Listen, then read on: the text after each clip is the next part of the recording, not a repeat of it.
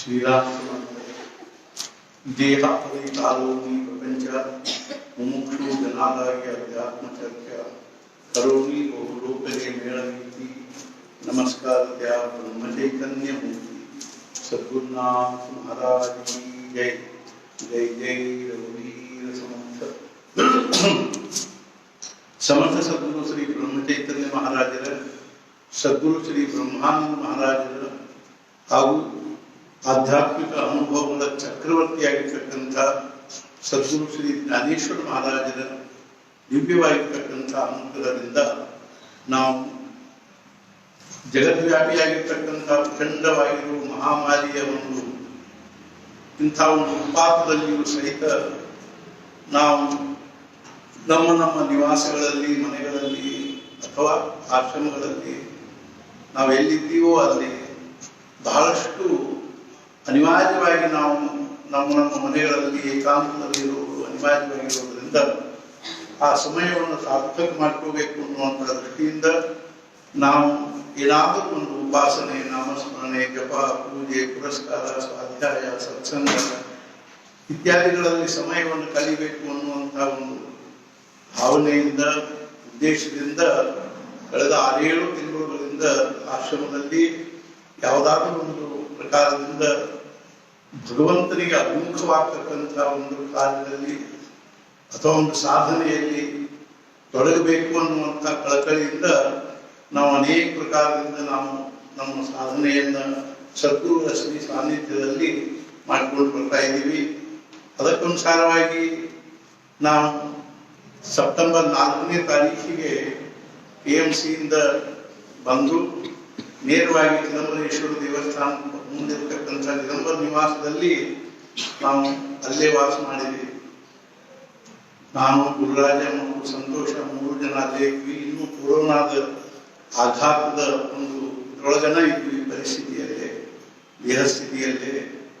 ಆಮೇಲೆ ಅಲ್ಲೇನೆ ನವೆಂಬರ್ 13ನೇ ತಾರೀಕಿನವರೆಗೂ ಅಲ್ಲೇ ಇದ್ದು ನವೆಂಬರ್ 13ಕ್ಕೆ ಧನತ್ರಯೋದಶಿ ಅನ್ನೋ ನಿಮಿತ್ತದಿಂದ ಅಥವಾ ಅನ್ನೋ ದೃಷ್ಟಿಯಿಂದ ನಾವು ಆಶ್ರಮದಲ್ಲಿ ದೀಪಾವಳಿಯನ್ನು ಆಶ್ರಮದಲ್ಲಿ ಸದ್ಗುರು ಸಾನ್ನಿಧ್ಯದಲ್ಲೇ ಆಚರಿಸಬೇಕು ಅನ್ನೋ ಆ ದೀಪಾವಳಿಯ ನಿಮಿತ್ತವಾಗಿ ನಾವು ಆ ಒಂದು ಸಂಪೂರ್ಣ ಒಂದು ಕಾರ್ತೀಕ ಮಾಸವನ್ನ ಮುಖ್ಯವಾಗಿ ಬೆಳಗ್ಗೆ ಕಾಕಲಾರತಿ ಮಾಡಬೇಕು.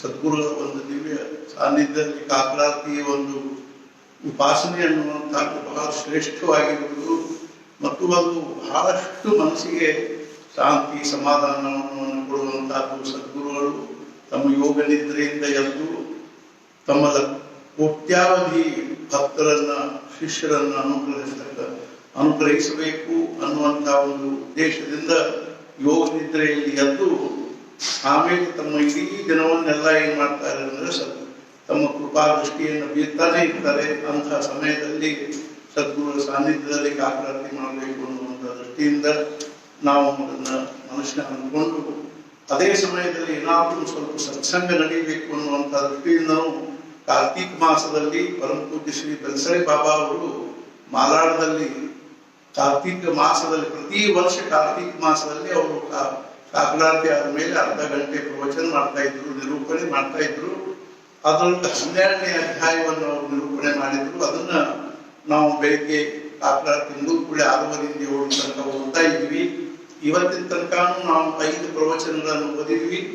ಅದೇ ರೀತಿಯಾಗಿ ಇನ್ನೂ ಒಂದೇನು ಅಂದ್ರೆ 12ನೇ ಅಧ್ಯಾಯದ ಜೊತೆಗೇನೆ 9ನೇ ಅಧ್ಯಾಯನು ಅತ್ಯಂತ ಮಹತ್ವಪೂರ್ಣವಾಗಿರ್ತಕ್ಕಂಥದ್ದು.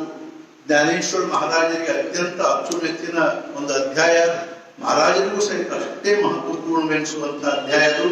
ಮತ್ತು ಅದರಲ್ಲಿ ಸಂಪೂರ್ಣ ಜ್ಞಾನೇಶ್ ಅರ್ಥಾತ್ ಭಗವದ್ಗೀತೆಯ ಸಮಗ್ರವಾಗಿರ್ತಕ್ಕಂತಹ ವಿಚಾರಗಳನ್ನು ಭಗವಂತ ಸ್ವಲ್ಪದಲ್ಲಿ ಹೇಳಿದ್ದಾನೆ ಮತ್ತು ಅದನ್ನು ಮಾರ್ಮಿಕವಾಗಿ ಹೇಳಿದ್ದಾನೆ ಅನ್ನೋ ದೃಷ್ಟಿಯಿಂದ ಅದನ್ನು ಸ್ವಲ್ಪ ಚಿಂತನೆ ಮಾಡಬೇಕು ಅಂತ ತಿಳ್ಕೊಂಡು ನಾವು 11:30 ಇಂದ 12ವರೆಗೆ 9ನೇ ಅಧ್ಯಾಯವನ್ನು ಶ್ರವಣ ಮಾಡಬೇಕು.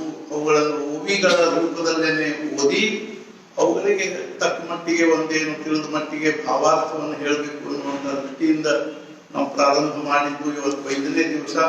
ಈಗಾಗಲೇ ನಮಗೆ ಕೆಲವು ಓವಿಗಳಾಗಿವೆ. ಅದು ಇವತ್ತೇನಿದೆ ಆ ಅವುಗಳಲ್ಲಿಯೇ ಕೆಲವು ಓವಿಗಳನ್ನ ನಾವು ಮತ್ತೊಂದ್ಸಲ ಏನ್ ಮಾಡ್ಬೇಕು ಅಂದ್ರೆ ರವಂತ ಮಾಡ್ಬೇಕು ಅಂದ್ರೆ ಮೆಲುಕು ಹಾಕಬೇಕು ಅನ್ನುವಂಥ ದೃಷ್ಟಿಯಿಂದ ನಾನು ಪ್ರತಿ ವರ್ಷ ಓದಬೇಕಾದ್ರೆ ಅರ್ಥಾತ್ ಏನು ಅಂದ್ರೆ ಪೂರ್ವ ಕಥಾ ಪ್ರಸಂಗ ಅನ್ನುವಂಥ ದೃಷ್ಟಿಯಿಂದ ಹಿಂದಿನ ಮುನ್ನಾರು ದಿವಸದ ಓವಿಗಳನ್ನು ಓದಿ ಮರುದಿವಸದ ಓವಿಗಳನ್ನು ನಾವು ಅರ್ಥ ವಿವರಣೆಯನ್ನ ಭಾವಾರ್ಥವನ್ನು ಶ್ರವಣ ಮಾಡ್ತಾ ಇದ್ದೀವಿ. ಅದಕ್ಕನುಸಾರವಾಗಿ ಈ 9ನೇ ಅಧ್ಯಾಯ ಮುಖ್ಯವಾಗಿ ಪ್ರಾರಂಭವಾಗಿರುವುದನ್ನೇ ಅರ್ಜುನನಿಗೆ ರಾಜವಿದ್ಯೆಯನ್ನ ರಾಜಮುಖ್ಯವಾಗಿರ್ತಕ್ಕಂಥ ರಾಜಮುಖ್ಯ ಅಂದ್ರೆ ಏನು ಅಂದ್ರೆ ಜ್ಞಾನೇಶ್ವರ ಮಹಾರಾಜರು ಬರೀತಾರೆ ವಿದ್ಯೆಗಳಲ್ಲಿಯೇ ರಾಜನಾಗಿರ್ತಕ್ಕಂಥದ್ದು. ಅದೇ ರೀತಿಯಾಗಿ ಏನಿದೆ ಅಂತಂದ್ರೆ ಅರ್ಥಾತ್ ಅತ್ಯಂತ ಗುಹ್ಯವಾಗಿರ್ತಕ್ಕಂಥ ಗಹನವಾಗಿ ಸೂಕ್ಷ್ಮವಾಗಿರ್ತಕ್ಕಂಥ ರಹಸ್ಯಮಯವಾಗಿರ್ತಕ್ಕಂಥ ಅರ್ಥಾತ್ ಗುಹ್ಯಂ ಅಂತಂದ್ರೆ ರಹಸ್ಯಮಯವಾಗಿರ್ತಕ್ಕಂಥದ್ದು. ಆದರೆ ಕೃಷ್ಣ ಅಂಥ ರಹಸ್ಯಮಯವಾಗಿರುವುದು ಮತ್ತು ಅಂಥ ವಿದ್ಯೆಗಳಿಗೆ ರಾಜನಾಗಿರ್ತಕ್ಕಂಥ ದಿವ್ಯವಾಗಿರುವ ಆತ್ಮಜ್ಞಾನವನ್ನು ಅಂಥದ್ದು ಯಾವುದು ಅಂದ್ರೆ ಆತ್ಮಜ್ಞಾನ.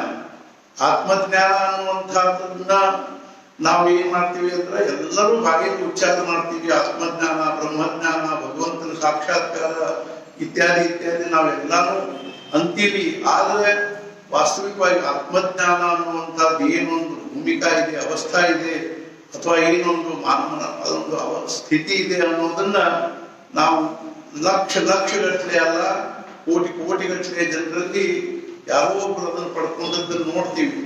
ಆದ್ರಿಂದ ಜ್ಞಾನೇಶ್ವರ ಮಹಾರಾಜರು ಹೇಳ್ತಾರೆ ವಾಸ್ತವಿಕವಾಗಿ ಅದು ಎಷ್ಟು ನಮಗೇನು ಅಂದ್ರೆ ಸುಲಭ ನಮ್ಗೆ ಹತ್ತಿರದಿದೆ ಮತ್ತು ನಮಗದು ನಮ್ಮದೇ ಆಗಿರ್ತಕ್ಕಂಥದ್ದೇ ಮತ್ತು ಅದಕ್ಕಾಗಿ ನಾವು ಎಷ್ಟು ಸ್ವಲ್ಪ ನಾವು ಪರಿಶ್ರಮ ಪಡಬೇಕಾದಿಲ್ಲ. ಅದು ನಮ್ಮ ಸ್ವಂತದ್ದನೇ ಅದೇ, ನಮ್ಮ ಅಂತಃಕರಣದೊಳಗಿಂದಲೇ ಜ್ಞಾನದು. ಆದ್ರೆ ಅದ್ರ ಕಡೆ ನಾವು ಉಪೇಕ್ಷೆ ಮಾಡಿ ಪ್ರಪಂಚದ ಜ್ಞಾನ, ಪ್ರಪಂಚದ ಸುಖ ಮತ್ತು ಆತ್ಮಜ್ಞಾನದಿಂದ ಉಂಟಾಗ್ತಕ್ಕಂಥ ಒಂದು ಆನಂದವನ್ನು, ಸಮಾಧಾನವನ್ನು ಅದನ್ನು ನಾವು ಬಿಟ್ಟು ನಾವು ಹೆಂಗ ಹೊರಗಿನ ಒಂದು ಪ್ರಪಂಚದ ಸುಖ, ಶಾಂತಿ, ಸಮಾಧಾನ ಅಥವಾ ಆನಂದದ ಒಂದು ಅಭಿಲಾಷೆ ಪಡ್ತೀವಿ ಮತ್ತು ಅದು ಎಷ್ಟು ಅಜ್ಞಾನಪೂರ್ಣವಾಗಿರ್ತಕ್ಕಂಥದ್ದು ಅನ್ನೋದನ್ನ ಅವರು ಬಹಳಷ್ಟು ಸುಂದರವಾಗಿ ವಿವೇಚನೆ ಮಾಡಿದ್ದಾರೆ.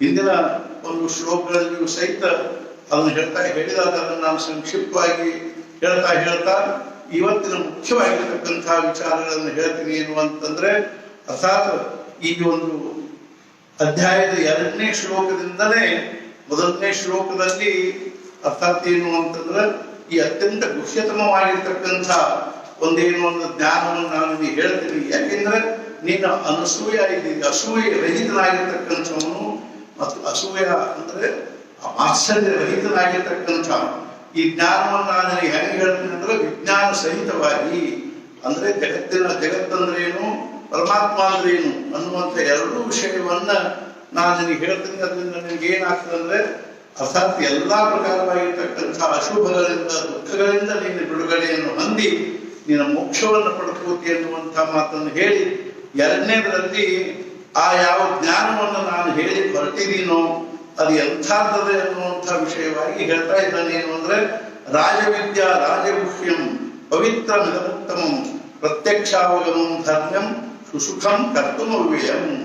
ಈ ಜ್ಞಾನ ಇದನ್ನು ಸರ್ವವಿದ್ಯೆಗಳ ರಾಜ ಆಗಿರ್ತಕ್ಕಂಥ, ಸರ್ವ ಗುಹ್ಯಗಳ ಸ್ವಾಮಿ, ಎಲ್ಲಾ ಪ್ರಕಾರವಾಗಿರ್ತಕ್ಕಂಥ ರಹಸ್ಯಮಯವಾಗಿರೋ ಇದು ಬಹಳ ರಹಸ್ಯಮಯವಾದದ್ದಲ್ಲಿ ಅಂತ ತಿಳ್ಕೊಂಡು ಹೆಂಗೆ ಹೇಳ್ತಾರೋ ಹಂಗೆ ರಹಸ್ಯಮಯವಾದದ್ರಲ್ಲೇನೆ ರಾಜನ ಅರ್ಥಾತ್ ಶ್ರೇಷ್ಠವಾಗಿರ್ತಕ್ಕಂಥ ಮತ್ತು ಅತ್ಯಂತ ಪವಿತ್ರವಾಗಿರುವುದು, ಉತ್ಕೃಷ್ಟವಾಗಿರುವುದು ಮತ್ತು ಪ್ರತ್ಯಕ್ಷ ಅನುಭವಕ್ಕೆ ಬರ್ತಕ್ಕಂಥ ನಾನು ಮೊನ್ನೆ ಹೇಳಿದ ಏನು ಅಂದ್ರೆ ಸಾಕ್ಷಾತ್ತಾಗಿ ನಮ್ಗೆ ಅನುಭವಕ್ಕೆ ಬರ್ತಕ್ಕಂಥದ್ದು. ಇದರ ಅರ್ಥ ಏನು ಅಂದ್ರೆ ಇಂದ್ರಿಯಗಳ ಅನುಭವ ಏನಲ್ಲ ಅಂದ್ರೆ ಅದು ಪ್ರಮಾಣ ಅಲ್ಲ. ಎಷ್ಟೇ ನಮಗದು ನಮ್ಮ ಕಣ್ಣಿಗೆ ಕಾಣಿಸೋದು ನಮ್ಮ ಪೂರ್ತಿಯಾಗಿ ನಮಗದು ಯೋಗ್ಯ ಬರೋಬ್ಬರಿ ಇರ್ಬೋದು. ನನಗೆ ಅದು ಬರೋಬ್ಬರಿ ಕಾಣಿಸಿಕತ್ತಿದ್ರೆ ಅಥವಾ ನನಗೆ ಕಾಣಿಸಿದ್ದನೇ ಬರೋಬ್ಬರಿ ಅದ ಅಂತ ನಮ್ಗೆ ಅನಿಸ್ತಿರ್ಬೋದು ಖರೆ.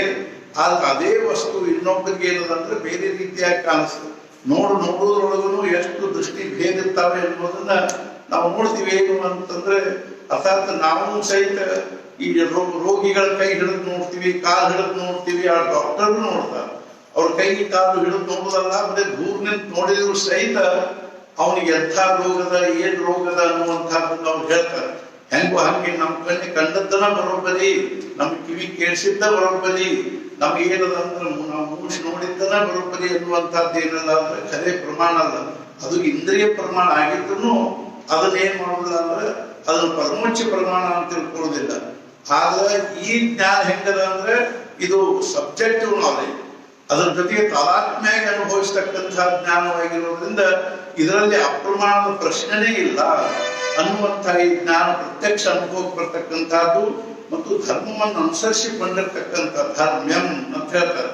ಅಂದ್ರೆ ಧರ್ಮಮಯವಾಗಿರ್ತಕ್ಕಂಥ ಮತ್ತು ಅನಾಯಾಸವಾಗಿ ಆಚರಣೆ ಮಾಡಲು ಬರುವಂಥ ಹಾಗೂ ಅಕ್ಷಯರಹಿತವಾಗಿರ್ತಕ್ಕಂಥದ್ದು, ಕ್ಷಯರಹಿತವಾಗಿರ್ತಕ್ಕಂಥದ್ದು. ಅರ್ಥಾತ್ ಏನು ಅಂದ್ರೆ ನಮಗೆ ಅನಾಯಾಸವಾಗಿ ಆಚರಣೆ ಮಾಡ್ಲಿಕ್ಕೆ ಬರುವಂತಹದ್ದು ಮತ್ತು ಯಾವುದೇ ಪ್ರಕಾರವಾಗಿರ್ತಕ್ಕಂಥ ಕ್ಷಯ ನಾಶವಾಗದೇ ಇರತಕ್ಕಂಥದ್ದು. ಇದು ಸರ್ವಜ್ಞಾನಗಳ ಊರಲ್ಲಿ, ಶ್ರೇಷ್ಠತೆಗಳ ಆಚಾರ್ಯ ಪದವಿಯಲ್ಲಿ, ಸರ್ವ ರಹಸ್ಯಗಳ ಸ್ವಾಮಿತ್ವದಲ್ಲಿ, ಪವಿತ್ರತೆಗಳ ರಾಜ. ಯಾರು ಪುಸ್ತಕ ಕೊಟ್ಟು ಅದು ಎದುರಿ ಮನೆ ಕೂತದ ಇಲ್ಲಿ ಇಲ್ಲಿ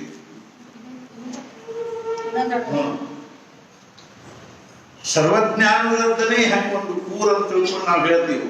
ಉದಾಹರಣೆ ಹೇಳ್ಬೇಕು ಅಂದ್ರೆ ಮದ್ದೂರು ಅಂದ್ರೆ ಮಹಾನ್ ಸಂಸ್ಕೃತ ವಿದ್ವಾಂಸರ ಊರು ಅಂತ ತಿಳ್ಕೊಂಡು ಆಗಲಿ, ಅಥವಾ ಏನಪ್ಪಾ ಅಂತಂದ್ರೆ ಅನೇಕ ಪ್ರಕಾರವಾಗಿರ್ತಕ್ಕಂಥ ವೇದಾಧ್ಯಯನ ಸಂಪನ್ನರ ಊರು ಅಂತ ಹೆಂಗೆ ಹೇಳ್ತೀವಿ, ಹಂಗೆ ಸರ್ವ ಎಲ್ಲಾ ಜ್ಞಾನಗಳು ಅಲ್ಲಿ ಮನೆ ಮಾಡಿಕೊಂಡು ವಾಸ ಮಾಡಿರ್ತಕ್ಕಂಥ ಊರಿನಲ್ಲಿ ಶ್ರೇಷ್ಠತೆಗಳ ಆಚಾರ್ಯ ಪದವಿಯಲ್ಲಿ, ಅರ್ಥಾತ್ ಏನು ಅಂದ್ರೆ ಎಲ್ಲಾ ಶ್ರೇಷ್ಠತೆ ಅಂತ ಏನವನು ಅದರೊಳಗನ ಅರ್ಥಾತ್ ಏನು ಅಂದ್ರೆ ಆಚಾರ್ಯ ಪದವಿಯನ್ನು ಹೊಂದಿರತಕ್ಕಂಥದ್ದು, ಗುರು ಆಗಿರ್ತಕ್ಕಂಥದ್ದು, ಸರ್ವ ರಹಸ್ಯಗಳ ಸ್ವಾಮಿತ್ವದಲ್ಲಿ, ಪವಿತ್ರತೆಗಳ ರಾಜ, ಎಲ್ಲಾ ರಹಸ್ಯಗಳ ಒಂದು ಒಡೆತನದಲ್ಲಿ ಹೊಂದಿರತಕ್ಕಂಥದ್ದು ಹಾಗೂ ಎಲ್ಲಾ ಪವಿತ್ರತೆಗಳನ್ನೇ ರಾಜ ಅನಿಸ್ಕೋತಕ್ಕ ಹಾಗೂ ಧರ್ಮಗಳ ನಿಜಧಾಮ, ಉತ್ತಮಗಳಲ್ಲಿ ಉತ್ತಮ, ಪ್ರಾಪ್ತವಾಗುವುದೆಲ್ಲ ಪುನರ್ಜನ್ಮ ಪಡೆದುಕೊಂಡರೆನನ್ನು. ಅರ್ಥಾತ್ ಏನು ಅಂದ್ರೆ ಇಂಥದ್ದು ಗುರುಮುಖದಿಂದ ಸ್ವಲ್ಪ ಬೋಧವಾಗಿ. ಆದ್ರಿಂದ ಹೇಳ್ತಾರೆ ಗುರುಕೃಪಾ ಹಿ ಕೇವಲಂ ಶಿಷ್ಯ ಪರಮ ಮಂಗಲಂ ವಿತ್ತಬಲಂ ಚಿತ್ತಬಲಂ ದೇಹಬಲಂ ಗೇಹಬಲಂ ತದ್ವಿನಾತು ಸರ್ವಬಲಂ ನಿಷ್ಫಲಂ. ಗುರುಕೃಪಾ ಹಿ ಗುರುಮುಖದಿಂದ ಉಪದೇಶ ಆದ್ರೆ ಅದೇನದಂದ್ರೆ ನಮ್ಮ ಅಂತಃಕರಣಗಳು ಜಾಗೃತವಾಗ್ತಕ್ಕಂಥ, ಗುರುಮುಖದಿಂದ ಸ್ವಲ್ಪ ಬೋಧವಾಗಿ, ಆದರೆ ಹೃದಯದಲ್ಲಿ ಸ್ವಯಂಭುವಾಗಿ ಪ್ರತಿಯೊಬ್ಬರ ಹೃದಯದಲ್ಲಿ ಅದು ಏನಿದೆ ಅಂದ್ರೆ ಅದು ಅನಂತ ಕಾಲದಿಂದಲೂ ಹೃದಯದಲ್ಲಿ ಇರ್ತಕ್ಕಂಥದ್ದು, ಅದಕ್ಕೆ ಅನಾದಿಯಾಗಿರೋದು, ಅನಂತ ಆಗಿರ್ತಕ್ಕಂಥದ್ದು. ಅಂಥ ವಸ್ತು ನಮ್ಮ ಎಲ್ಲರ ಹೃದಯದಲ್ಲೇ ಸ್ವತಃ ಸಿದ್ಧವಾಗಿರೋದು, ಪ್ರತ್ಯಕ್ಷ ಅನುಭವಕ್ಕೆ ತಾನಾಗೇ ಬರುವುದು. ಗುರುಕೃಪಾ ಆಗಿಬಿಟ್ರೆ ತಾನಾಗೇನೆ ಅನುಭವಕ್ಕೆ ಬರ್ತಕ್ಕಂಥ. ಹತ್ತಿ ಬರಬೇಕು ಸುಖದ ಮೆಟ್ಟಿಲು, ಆ ಜ್ಞಾನವನ್ನು ಪಡೆಯಲು, ಮುಗಿಯುವುದು ಅದರ ಪ್ರಾಪ್ತಿಯಾಗಲು ಭೋಗವು.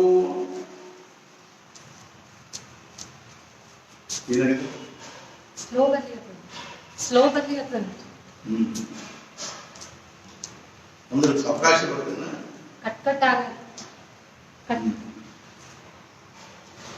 ಹತ್ತಿ ಬರಬೇಕು ಸುಖದ ಮೆಟ್ಟಿಲು. ನಾನು ಏನಂದೆ ಅಂದ್ರೆ ಆ ಸುಖದ ಮೆಟ್ಟಿಲು ಹತ್ತಿ ಬರುವುದ್ರೊಳಗೆ ಎರಡು ಅರ್ಥ. ಒಂದ್ ಅರ್ಥ ಹೇಳಿದೆ, ಒಂದೊಂದು ಸುಖ ಬಿಟ್ಕೋತ ಹೋಗ್ಬೇಕು ಅನ್ನೋದು ಒಂದ್ ದೃಷ್ಟಿಯಿಂದ ಆದ್ರೆ, ಅಂದ್ರೆ ವೈಷಯಿಕ ಸುಖಗಳನ್ನು ನಾವು ಬಿಟ್ಕೋತ ಹೋಗ್ಬೇಕು ಅನ್ನೋದು ಒಂದ್ ದೃಷ್ಟಿಯಿಂದ ಆದ್ರೆ, ಅರ್ಥಾತ್ ಏನು ಅಂದ್ರೆ ಆತ್ಮ ಸುಖದ ಒಂದೊಂದು ಮೆಟ್ಟಲು ಹತ್ಕೋತ ಹೋದಂಗ ಆಗ್ತದೆ. ಒಂದು ಮೆಟ್ಟಲ ಹತ್ತಿದ ಕೂಡಲೇ ಅರ್ಥಾತ್ ಏನಾಗ್ತದೆ ಅದು ಸಮೀಪ ಆಗ್ತದೆ. ಮ್ಯಾಲಿನ ಒಂದು ಅಂತಸ್ತೇನದನು ಒಂದು ಮೆಟ್ಲ ಹತ್ತಿದ ಕೂಡಲೇ 7 ಇಂಚ್ ಸಮೀಪ ಆಯ್ತು, 2 ಮೆಟ್ಲ ಹತ್ತಿದ ಕೂಡ 14 ಇಂಚ್ ಸಮೀಪ ಆಯ್ತು, 3 ಮೆಟ್ಲ ಹತ್ತಿದ ಕೂಡ 21 ಇಂಚ್ ಸಮೀಪ ಆಯ್ತು. ಸಮೀಪ ಆದ ಕೂಡಲೇ ಅದ್ರದ್ದು ನಮ್ಗೆ ಏನಾಗ್ತದೆ ಅಂದ್ರೆ ಸಂಪರ್ಕ ಅನ್ನುವಂಥದ್ದು ಹೆಂಗೆ ಬರ್ತದನು, ಹಂಗ ಒಂದೊಂದ ಮೆಟ್ಲ ಹತ್ತಿದ್ರೆ ನಮ್ಮ ಅಂತಃಕರಣದೊಳಗೆ ಸುಖ ಹೆಚ್ಚಾಕೋತ ಹೋಗ್ತದೆ, ಆತ್ಮ ಸುಖ. ಆ ಜ್ಞಾನವನ್ನು ಪಡೆಯಲು, ಮುಗಿಯುವುದು ಅದರ ಪ್ರಾಪ್ತಿಯಾಗಲು, ಭೋಗವು ಅದು ಪ್ರಾಪ್ತ ಆಗುವ ಅಂದ್ರೆ ಅರ್ಥಾತ್ ಏನು ಅಂದ್ರೆ ನಮ್ಮ ದುಃಖ ದೌರ್ಜನ್ಯ ಎಲ್ಲ ದೂರ ಆಗಿ ಹೋಗ್ಬಿಡ್ತದೆ. ಆದರೆ ಭೋಗದ ಈಚೆಗೆ ಮೇರೆಯಲ್ಲಿ ಚಿತ್ತವಿದ್ದರೆ ಸುಖ ತುಂಬುವುದಲ್ಲಿ, ಹೀಗೆ ಸುಲಭವಾಗುವ ಅನಾಯಾಸವಾದದ್ದಿಲ್ಲಿ ಶ್ರೇಷ್ಠ ಪರಬ್ರಹ್ಮ. ಅರ್ಥಾತ್ ಇನ್ನು ನಾವು ಆ ಭೋಗ ಸಾಗರದೊಳಗೆ ಇನ್ನೂ ಪ್ರವೇಶ ಮಾಡೋಕ್ಕಿಂತ ಮುಂಚೆನೆ, ಅದ್ರೊಳಗೆ ನಾವು ಬೀಳೋಕ್ಕಿಂತ ಮುಂಚೆ ಅರ್ಥಾತ್ ಏನಾಗ್ತದೆ ಅಂದ್ರೆ ಚಿತ್ತವಿದ್ದರೆ ಸುಖ ತುಂಬುವುದಿಲ್ಲಿ. ಒಂದ್ ವೇಳೆ ನಮ್ಮ ಚಿತ್ತ ನಮ್ಮ ಮನಸ್ಸು ಇಲ್ಲೇ ಇದರ ದಂಡಿಗೆನೆ ಉಳ್ಕೊಂಡ್ಬಿಟ್ರೆ, ನಾವು ಭೋಗ ಸುಖದಲ್ಲಿ ಬೀಳದೇ ಇದ್ರೆ ಅವಾಗ ನಮ್ಗೆ ನಿಜವಾಗಿ ಏನಾಗ್ತದೆ ಅಂದ್ರೆ ನಮ್ಮ ಅಂತಃಕರಣದಲ್ಲಿ ಆತ್ಮ ಸುಖ ಅನ್ನುವಂಥದ್ದು ಉಂಟು. ಹೀಗೆ ಸುಲಭ ಹಾಗೂ ಅನಾಯಾಸವಾದದ್ದಲ್ಲಿ ಶ್ರೇಷ್ಠ ಪರಬ್ರಹ್ಮ. ಇದರ ವೈಶಿಷ್ಟ್ಯ ಇನ್ನೊಂದು ಪ್ರಾಪ್ತವಾಗಿ ಮತ್ತೆ ದೂರವಾಗದು ಹಾಗೂ ಅನುಭವಿಸಿ ಕಡಿಮೆಯಾಗದು ಅಲ್ಲದೆ ಕೆಡದು. ಇದರ ವೈಶಿಷ್ಟ್ಯ ಇನ್ನೊಂದು ಏನ್ ವೈಶಿಷ್ಟ್ಯಪ್ಪ ಅಂದ್ರೆ ಪ್ರಾಪ್ತವಾಗಿ ಮತ್ತೆ ದೂರವಾಗುವುದು, ಮರ್ತು ಹೋಗಪ್ಪ ಅನ್ನುವಂಗಿಲ್ಲ. ಅರ್ಥಾತ್ ಏನು ಅಂದ್ರೆ ಈಗ ನಾವು ಓದಿರ್ಬೇಕ, ನಾವು ದಿವಸ ಕಳ್ದಂಗ ಆ ವಿದ್ಯೆ ಅನ್ನುವಂಥದ್ದು ಮರ್ತು ಹೋಗ್ತದೆ. ಅರ್ಥಾತ್ ಆಚರಣೆ ಶಾಸ್ತ್ರಾಧ್ಯಯನ ಮಾಡಿದವರಿಗೆ, ವೇದಾಧ್ಯಯನ ಮಾಡಿದವರಿಗೂ ಸಹಿತ ದಿನ ಏನ್ ಮಾಡ್ಬೇಕು ಅಂದ್ರೆ ಅನ್ಕೋತ ಕೂಡ್ಬೇಕಲ್ಲ. ನಮ್ ಗಣು ಅನ್ಕೋತ ಕೂತಿರ್ತದ, ಹಂಗ ಅನ್ಕೋತ ಕೂತ್ರ ತಲೆಯಾಗಿ ಉಳಿತದೆ, ಇಲ್ಲೇ ಇದ್ರೆ ಹೋಗ್ಬಿಡ್ತದೆ. ಶಾಸ್ತ್ರನು ಹಾಗೆ, ಶಾಸ್ತ್ರನು ಪ್ರತಿ ದಿವಸ ನಾವು ಅದನ್ನ ಚಿಂತನೆ ಮಾಡ್ತಾ ಇರ್ಬೇಕು. ಚಿಂತನೆ ಮಾಡಿ ಕೂಡ್ ಬಂದ್ ನಿಂತಿರ್ತಾರೆ ಅಂದ್ರೆ ಏನಂದ್ರೆ ಚಿಂತನೆ ಮಾಡಿದ್ರೆ ತಲೆಯಾಗಿ ಉಳಿತದೆ, ಇಲ್ಲೇ ಇದ್ರೆ ಹೋಗ್ಬಿಡ್ತದೆ. ಹಂಗಿದಲ್ಲ, ಒಂದ್ಸಲ ಆತ್ಮಭಾವದ ಅನುಭವ ಬಂತು ಅಂದ್ರೆ ಆದ್ಮೇಲೆ ಅದೇನು ಮರೆಯೋ ಪ್ರಶ್ನೆ ಬರುವುದೇ ಇಲ್ಲ. ನಾನು ಇಂಥವನು ಇದ್ದೀನಿ ಅಂದ್ರೆ ನಾನು ದೇಹ ಇದ್ದೀನಿ, ನಾನು ಇಂಥ ಹೆಸರಿನವನಿದ್ದೀನಿ, ಇಂಥ ಜಾತಿಯವನು, ಇಂಥ ಕುಲದವನು, ಇಂಥವನು ಅನ್ನೋದು ನಮ್ಗೆ ಎಷ್ಟು ಗಾಢವಾಗಿ ನಮ್ಮ ಮನುಷ್ಯನಾಗ ತುಂಬಿಕೊಂಡದನೋ ಅದಕ್ಕಿಂತನೂ ಗಾಢವಾಗಿ ಅದು ನಮ್ಗೆ ಮನುಷ್ಯನಾಗ ಅರ್ಥಾತ್ ಏನು ಅಂದ್ರೆ ಸ್ಥಿರವಾಗಿ ಉಳಿತಕ್ಕಂಥದ್ದು ಮತ್ತು ಕೆಳದೇ ಇರತಕ್ಕಂಥದ್ದು, ಕಡಿಮೆ ಆಗದೆ ಇರತಕ್ಕಂಥದ್ದು. ಇಂಥ ಈ ಒಂದು ಅನುಭವ ಅನ್ನುವಂಥದ್ದು ಸುಖ, ಶಾಂತಿ, ಸಮಾಧಾನ ಅದಂತಿದ್ದಾಗ ನಿನಗೆ ಏನ್ ಅನಿಸ್ಬಹುದು ಅಂದ್ರೆ ಹಾಗಾದ್ರೆ ಜಗತ್ತಿನೊಳಗೆ ಇಷ್ಟೊಂದು ಜನರು ಎಷ್ಟರೇ ಕಷ್ಟಪಡ್ತಾರೆ ಸುಖಕ್ಕಾಗಿ, ಮತ್ತು ಅವರು ಇದನ್ಯಾಕ ಈ ಸುಖ ಯಾಕೆ ಪಡ್ಕೊಳ್ಳಿಕ್ಕೆ ಅವ್ರು ಪ್ರಯತ್ನ ಮಾಡುವವರು? ಎಷ್ಟು ಸ್ವಾಭಾವಿಕ ಪ್ರಶ್ನೆ ಅದ ನೋಡಿ. ಜ್ಞಾನೇಶ್ವರ ಮಹಾರಾಜರು ಎಲ್ಲಾ ಭೂಮಿಕಾದೊಳಗಿಂದ ವಿಚಾರ ಮಾಡ್ತಾ ಇದ್ದಾರೆ. ನಮ್ಮಂಥವ್ರ ಭೂಮಿಕಾ ಇದೆ. ನಾವು ಕುತರ್ಕ ಏನ್ ಮಾಡ್ತೀವಿ ಅಂದ್ರೆ ಅವ್ರ ತರ್ಕ ವಿಶಾಲ ಅಂತ ಅವ್ರು ಅಂದಾಗ ತರ್ಕ ಚತುರ. ವಾಸ್ತವಿಕವಾಗಿ ನಮ್ಮಂತ ಕುತರ್ಕಿಗಳ ಪ್ರಶ್ನೆ ಏನು ಅಂದ್ರೆ ಹಂಗ ನೀವು ಇಷ್ಟೊಂದು ಅದನ್ನ ವರ್ಣನೆ ಮಾಡ್ತೀರಿ ಅಂತಿದ್ದಾಗ ಮತ್ತೆ ಎಲ್ಲಾರು ಅದನ್ನ ಪಡ್ಕೊಳ್ಳಿ ಪ್ರಯತ್ನ ಮಾಡ್ಬೇಕಾಗಿಲ್ಲ. ಅದನ್ನೆಲ್ಲಾರು ಬಿಟ್ಟು ಅದನ್ನ ಯಾರಾದ್ರೂ ಪಡ್ಕೋಬೇಕು ಅನ್ನೋ ಪ್ರಯತ್ನ ಮಾಡೋರಿದ್ರೆ ಅವ್ರನ್ನೂ ಸಹಿತ ಮೂರ್ಖರು ಅಂತ ಹೇಳ್ಕೊಂಡು ಸಮಾಜ ಏನ್ ಮಾಡ್ಲಿಕ್ಕೆ ಅಂತಂದ್ರೆ ಈ ಪ್ರಪಂಚದ ವಿಷಯ ಸುಖಗಳನ್ನ ಪಡ್ಕೊಳ್ಳಿಕ್ಕೆ ಧರ್ಪಡಿಸ್ತಾ ಇದೆ. ಅದಕ್ಕಾಗಿ ಎಷ್ಟು ಅವ್ರು ಕಷ್ಟಪಡ್ಲಿಕ್ಕೆ, ದುಃಖ ಪಡ್ಲಿಕ್ಕೆ ತಯಾರಿದ್ದಾರಂದ್ರೆ ₹100 ₹1 ಬಡ್ಡಿ ಕೊಡ್ತೀವಿ ಅಂತಂದ್ರೆ ಅವ್ರು ಬೆಂಕಿಯಾಗಿ ತೆಗಿಲಿಕ್ಕೂ ತಯಾರಿದ್ದಾರೆ ಅಂತ. ನೀನು ಬೆಂಕಿಯೊಳಗೆ ದಿಗಿದ್ರೆ ನಾನು ಏನ್ ಮಾಡ್ತೀನಿ ಅಂದ್ರೆ ₹100 ₹1 ಬಡ್ಡಿ ಕೊಡ್ತೀನಿ, ಬಡ್ಡಿ ಹಾಕಿ ಕೊಡ್ತೀನಿ ಅಂದ್ರೆ ಬೆಂಕಿಯಾಗಿ ತೆಗಿಲಿಕ್ಕೂ ತಯಾರಿದ್ದಾರೆ. ಆದ್ರೆ ಇಷ್ಟೊಂದು ಅನಾಯಾಸ ಪ್ರಾಪ್ತ ಸ್ವಸುಖವನ್ನಾದರೂ ಹೇಗೆ ಬಿಟ್ಟಿರುವರಲ್ಲ.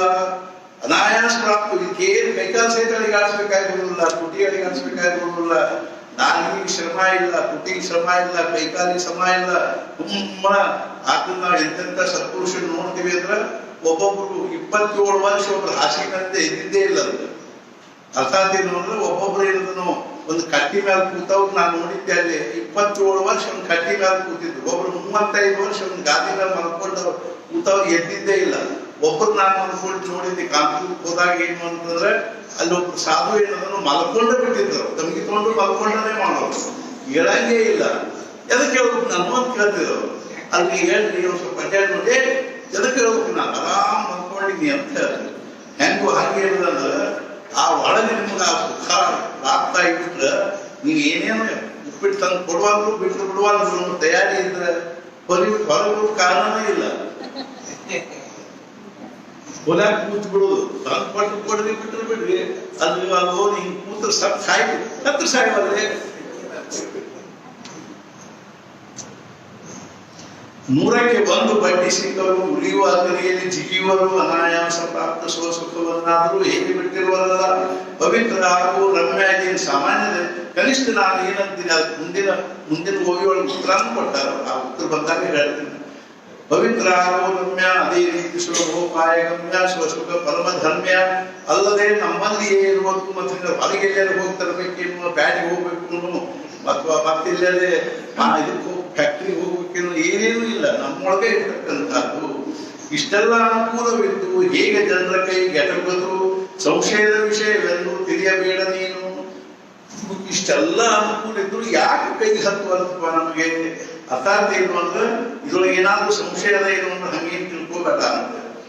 ಯಾರು ಯಾಕೆ ಹತ್ತುವಂತು ಅನ್ನೋದನ್ನ ಹೇಳ್ತಾರೆ. ಅಶ್ರದ್ಧಾನ ಪುರುಷ ಧರ್ಮಸ್ಯಾಚ ಪರಂತಪ ಅಪ್ರಾಪ್ಯಮಾನ ನಿವರ್ತಂತೆ ಮೃತ್ಯು ಸಂಸಾರವತ್ಮನಿಗೆ ಹೇ ಶತ್ರುಚಾರ್ಜುನ ಅರ್ಜುನ ಈ ಆತ್ಮಜ್ಞಾನ ಅನ್ನುವಂಥ ಏನೊಂದು ಧರ್ಮದನು ಅಥವಾ ಒಂದು ಅನುಭವದನು ಅದೊಂದು ಶ್ರದ್ಧೆ ಇಲ್ಲದೆ ಇರೋದ್ರಿಂದಾಗಿ ನಮ್ಗೆ ಪ್ರಾಪ್ತ ಆಗಿಲ್ಲ. ನಮಗದು ಶ್ರದ್ಧಾನೇ ಇಲ್ಲ. ಇನ್ನೂ ಒಂದು ಆನಂದದ ಒಳಗ ನಮ್ಮೊಳಗೂ ಒಂದು ಸುಖ ಅದ, ಆನಂದದ, ಅದನ್ನ ನಾವು ಪಡ್ಕೊಳ್ಳಿಕ್ ಶಕ್ಯದ. ಅದಕ್ಕಾಗಿ ನಾವು ಬಹಳ ಕಷ್ಟ ಪಡ್ಬೇಕಾಗಿಲ್ಲ. ಸುಮ್ಮನೆ ಹೊರಗಿಂದ ಬಿಟ್ಟು ಸಾಕು, ಒಳಗೆ ಕಾಲ ಅನುಭವದಲ್ಲಿ ಬರ್ತಾರೆ. ನಾವು ಹೊರಗಿಂದ ಬಿಡ್ಲಿಕ್ಕೆ ತಯಾರಿಲ್ಲ. ಹಿಂಗಾಗಿ ಏನಾಗಬೇಕು ಅಂದ್ರೆ ಮತ್ತೆ ನಮ್ಮ ಒಳಗೆ ಅದ ಅನ್ನೋ ಶ್ರದ್ಧಾ ಇಲ್ಲ. ನನ್ನನ್ನು ಪಡೆದುಕೊಳ್ಳದೆ ಮೃತ್ಯುರೂಪಿ ಸಂಸಾರದ ಮಾರ್ಗದಲ್ಲಿ ಮತ್ತೆ ಬರುತ್ತಾರೆ. ಮತ್ತೆ ಪುನರ್ಪಿ ಜನರನ್ನು ಶುರುವಾಗ್ತದೆ. ನೋಡು, ಪವಿತ್ರ ಹಾಗೂ ಮಧುರ ಹಾಲು ಅಲ್ಲಿಯೇ ಚರ್ಮದ ಒಳಗಿರಲು ಸೇವಿಸಲು ಉಣ್ಣೆ ಅಪೇಕ್ಷಿಸಿ ಹಾಲು ಅಪವಿತ್ರ ರಕ್ತ. ಅರ್ಥಾತ್ ಏನು ಅಂದ್ರೆ ಆ ಕೆಚ್ಚಲದಲ್ಲಿ, ಆಕಳುಗಳ ಕೆಚ್ಚಲುಗಳಲ್ಲಿ ಆ ಉಣ್ಣೆನ್ ಕೂತಿರ್ತಾವ, ಇಂತಿನ ಹಾವಿರ್ತಾವ ಉಣ್ಣೆವು. ಯಾಕೆಂದ್ರೆ ಅಲ್ಲಿ ಆ ಕೆಚ್ಚಲದೊಳಗಿನ ರಕ್ತ ಕುಡಿದು ನಿಂತಿದ್ದಾವ ಆಗಿರ್ತಾವೆ. ಆದ್ರೆ ದುರ್ದೈವಿ ಆ ಉಣ್ಣಿಗೆ ಏನ್ ಗೊತ್ತಿಲ್ಲ ಅಂದ್ರೆ ಪಾಪ ಅದ್ರ ಒಳಗೆ ಹಾಲದ ಅನ್ನೋದ್ರ ಕಲ್ಪನಾ ಇಲ್ಲ. ಅರ್ಥಾತ್ ಏನು ಅಂದ್ರೆ ಹಾಲು ಕುಡಿಬೇಕಂದ್ರೆ ಅನಿಸ್ಬೇಕಲ್ಲ. ನನ್ ಕುಡಿಲಿಕ್ಕೆ ಬರವಾದ್ರು, ನನ್ ಕುಡಿಲಿಕ್ಕೆ ಅನುಕೂಲವಾಗ್ತಕ್ಕಂಥ ನಂದೇನಿಲ್ಲ ಅಂದ್ರೆ ಶರೀರ ಸ್ಥಿತಿ ಇಲ್ಲ ಅನ್ನುವಂಥ ಪ್ರಶ್ನೆ ಆಮೇಲೆ. ಅದು ಕನಿಷ್ಠ ಮುಂಚೆ ಅದಕ್ಕೆ ಒಂದು ಕಲ್ಪನಾ ಬರ್ಬೇಕು, ಅದಕ್ಕೊಂದು ಶ್ರದ್ಧಾಗೂ ಬೇಕು. ಏನು ಅಂದ್ರೆ ಒಳಗೆ ಹಾಲುವನ್ನು ಶ್ರದ್ಧಾಗೂ ಬೇಕು. ಕಪ್ಪೆ ಹಾಗೂ ಕಮಲಕಂದವು ಒಂದೇ ಸರೋವರದಲ್ಲಿರು, ಆದರೆ ಪರಾಗ ಸೇವಿಸುವುದು ಭ್ರಮು ಕಪ್ಪಿಗೆ ಕೆಸರೇ ಗತಿ.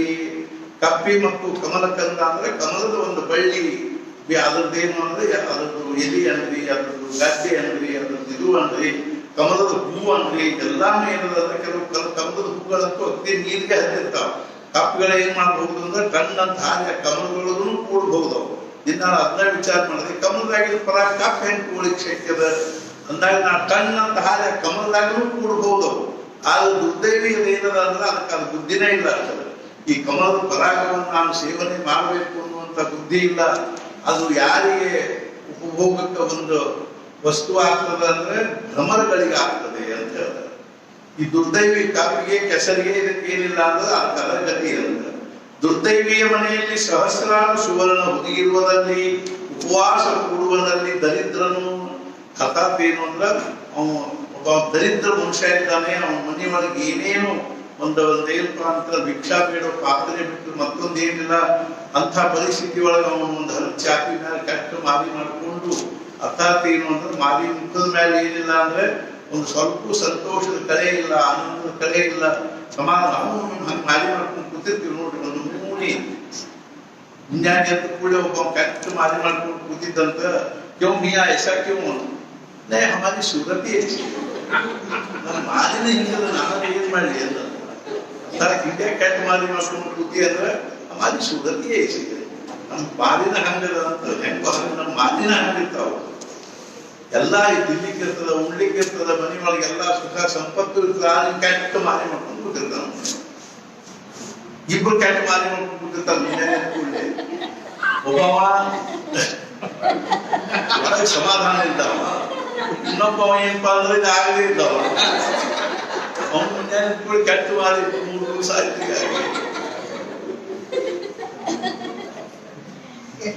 ಅದರಂತೆ ಹೃದಯದಲ್ಲಿ ನಾನು ರಾಮ, ಇರುಳಾಗಿ ಸರ್ವ ಸುಖಗಳ ಆರಾಮ. ಹೀಗಿದ್ದರೂ ವಿಷಯ ಕಾಮ ಅಜ್ಞಾನಿಯು. ಅರ್ಥಾತ್ ಏನಿದೆ ನನ್ನ ಹೃದಯದಲ್ಲಿ ರಾಮ ಇದ್ದಾನೆ. ಆದ್ರಿಂದ ಏನಿದೆ ಅಂದ್ರೆ ಸರ್ವ ಸುಖಗಳ ಆರಾಮ. ಆರಾಮ ಅಂದ್ರೆ ಎರಡು ಅರ್ಥ. ಒಂದೇನು ಅಂದ್ರೆ ತೋಟ ಅಂತ. ಆರಾಮದ್ದನ ಏನಿದೆ ಅಂದ್ರೆ ತೋಟಿದೆ ಅಂದ್ರೆ ಆರಾಮದನೇ ಗಿಡಗಳಲ್ಲಿ ಆನಂದದ ಗಿಡಗಳು, ಸಮಾಧಾನದ ಗಿಡಗಳು ತುಂಬಿರ್ತಕ್ಕಂಥ ತೋಟ. ಇನ್ನೊಂದು ಅರ್ಥ ಏನು ಅಂದ್ರೆ ಆಸಮಂತಾತ್ ರಾಮ. ಆಸಮಂತಾತ್ ಅಂದ್ರೆ ಸುತ್ತಮುತ್ತಲು ರಾಮನೇ ರಾಮ ಇರ್ತಕ್ಕಂಥದ್ದು ಅಂತ. ಅಂಥ ಒಂದೇನು. ಹೀಗಿದ್ದರೂ ವಿಷಯ ಕಾಮ ಅಜ್ಞಾನಿಯು. ಅಜ್ಞಾನಿ ಹೆಂಗಿದ್ದಾನಂದ್ರೆ ಇಷ್ಟೆಲ್ಲ ಅವನಿಗೆ ಲಭ್ಯ ಇದ್ರು ಸಹಜವಾಗಿ ಅದಕ್ಕೆ ಯಾರು ಕೇಳ್ಬೇಕಾಗಿ ನಾನೊಂದು ಆನಂದ ಕೂಡ್ಲಿಕ್ಕೆ ಯಾರು ಪರ್ಮಿಷನ್ ಹೋಗ್ತೇನೆ. ಏನಪ್ಪಾ ನಾವು ಒಂದು ತಾಸು ನನ್ನ ಆನಂದ ಕೂಡ್ಲೇನು ಒಂದು ಪರ್ಮಿಷನ್ ಹೋಗ್ತೇನೆ. ಅಸಾಧ್ಯ. ಯಾರು ಕೇಳಬೇಕಾದ್ದಿಲ್ಲ, ಯಾರ ಕಡೆಯಿಂದ ಬಲಿಸ್ಕೋಬೇಕಾದ್ದಿಲ್ಲ, ಯಾರು ಹೇಳಬೇಕಾದ್ದಿಲ್ಲ. ಅವನ ತಾಸು ಆರಾಮ ಕೂತ್ ಬರ್ತೀನಿ ಅಂತೂ ಆನಂದೊಳಗೆ ಕೂತ್ ಬರ್ತೀನಿ ಅಂತ ಹೇಳಬೇಕಾದ ಕಾರಣ ಇಲ್ಲ. ಅದಕ್ಕಾಗಿ ದುಡ್ಡು ಕೊಡ್ಬೇಕಾದ ಕಾರಣ ಇಲ್ಲ.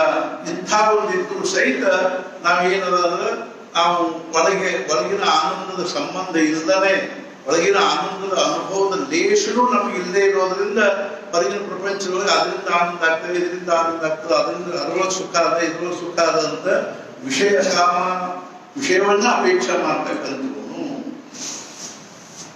ಕಣ್ಣಿನಿಂದ ನೋಡಿ ಬಹು ಮೃಗಜಲವನ್ನು, ಉಗುಳಿದಂತೆ ನುಂಗುವ ಅಮೃತವನ್ನು, ಶಿಂಪೆಗಾಗಿ ಕೊರಳಲ್ಲಿಯ ಸ್ಪರ್ಶಮಣಿಯನ್ನು ಹರಿದೊಗೆದಂತೆ ದುಳು ನೀರು ಹರಿಲಿಕ್ಕತ್ತದ ಈ ಡಾಂಬರ್ ರೋಡ್ ಮೇಲೆ, ಟಾರ್ ರೋಡ್ ಮೇಲೆ ರಣವನ ಬಿಸಿಲೊಳಗ ಒಂದು ಸ್ವಲ್ಪ ದೂರ ಮೇಲೆ ಒಂದು 50-60 ಅಡಿ ದೂರ ದುಳು ನೀರು ಹರಿತಿರ್ತಂತೆ. ಅವಾಗ ಅರ್ಥಾತ್ ಏನು ಅಂದ್ರೆ, ಏನೋ ಸುದೈವದಿಂದ ಯಾವನೋ ಸಾಧು ಹೊಂಟಿದ್ದ, ಅವನು ತಗೊಂಡದು ಒಂದು ಸ್ವಲ್ಪ ಅಮೃತ ಇತ್ತು, ಇವನ ಬಗ್ಗೆ ಅವ್ನಿಗೆ ಏನೋ ಒಂದು ಸದ್ಭಾವನೆ ಉಂಟಾತು, ಬಾಯಿಗೆ ಅಂತ ತಿಳ್ಕೊಂಡು ಒಂದು ಗುಟ್ಟಿಗೆ ಏನದನ್ನು ಅಮೃತ ಕೊಟ್ಟ. ಅವ್ ಇನ್ನೇನ್ ಬಾಯಿಗೆ ಹಾಕೊಂಡು ಅದನ್ನ ಗುಟ್ಟಿಗೆ ನುಂಗಾವ ಅಷ್ಟರೊಳಗ ಆ ಗುಡುಗುರು ಹರಿತಕ್ಕಂತ ನೀರನ್ನು ನೋಡಿ ಎಷ್ಟು ಚಂದ, ಎಷ್ಟು ತಿಳಿ ನೀರು ಹರಿಲಿಕ್ಕೆ ಹತ್ತಿರಲ್ಲೇ ಅಂತ ಮನುಷ್ಯನ ಬಂದು ಛೇ ಈ ಅಮೃತ ಏನ್ ಮಾಡೋದು ಅಂತ ಅಮೃತ ಉಗುಳಿ ಆ ನೀರು ಕುಡಿಲಿಕ್ಕೆ ಹೋದಂತ. ಏನ್ ಹಣೆ ಬರ.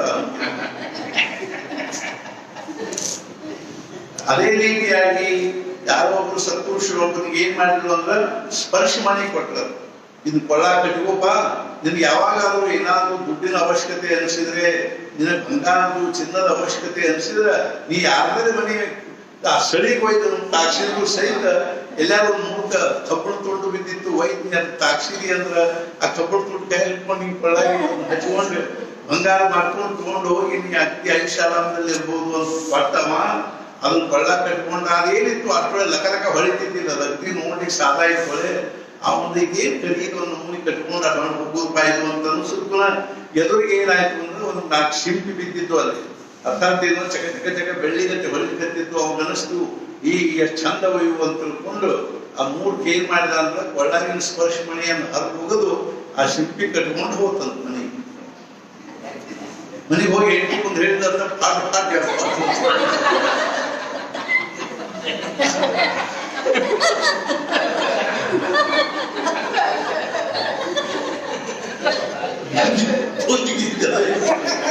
ಅಲ್ಲಿ ಏನ್ ಶಾಲೆ ಹೇಳ್ತೀರಿ, ಸ್ಪರ್ಶ ಮಣಿ ಕೊಟ್ಟರು ಅಂತ ಹೇಳ್ತೀರಿ, ಬಂಗಾರ ಮಾಡ್ತಿತ್ತು ಅಂತ ಹೇಳ್ತೀರಿ. ಏನ್ ಬಿಡ ಅಸಹ್ಯ ಇತ್ತು ಕರಿಯಂಗೆ ತೆಗೆದು ಹೋಗೋದು ನೋಡಿ ಚಕ ಚಕ ಚಕ ಹೊಳಿತು ನೋಡಿ ಇನ್ನೊಂದು ಕೊಟ್ಟು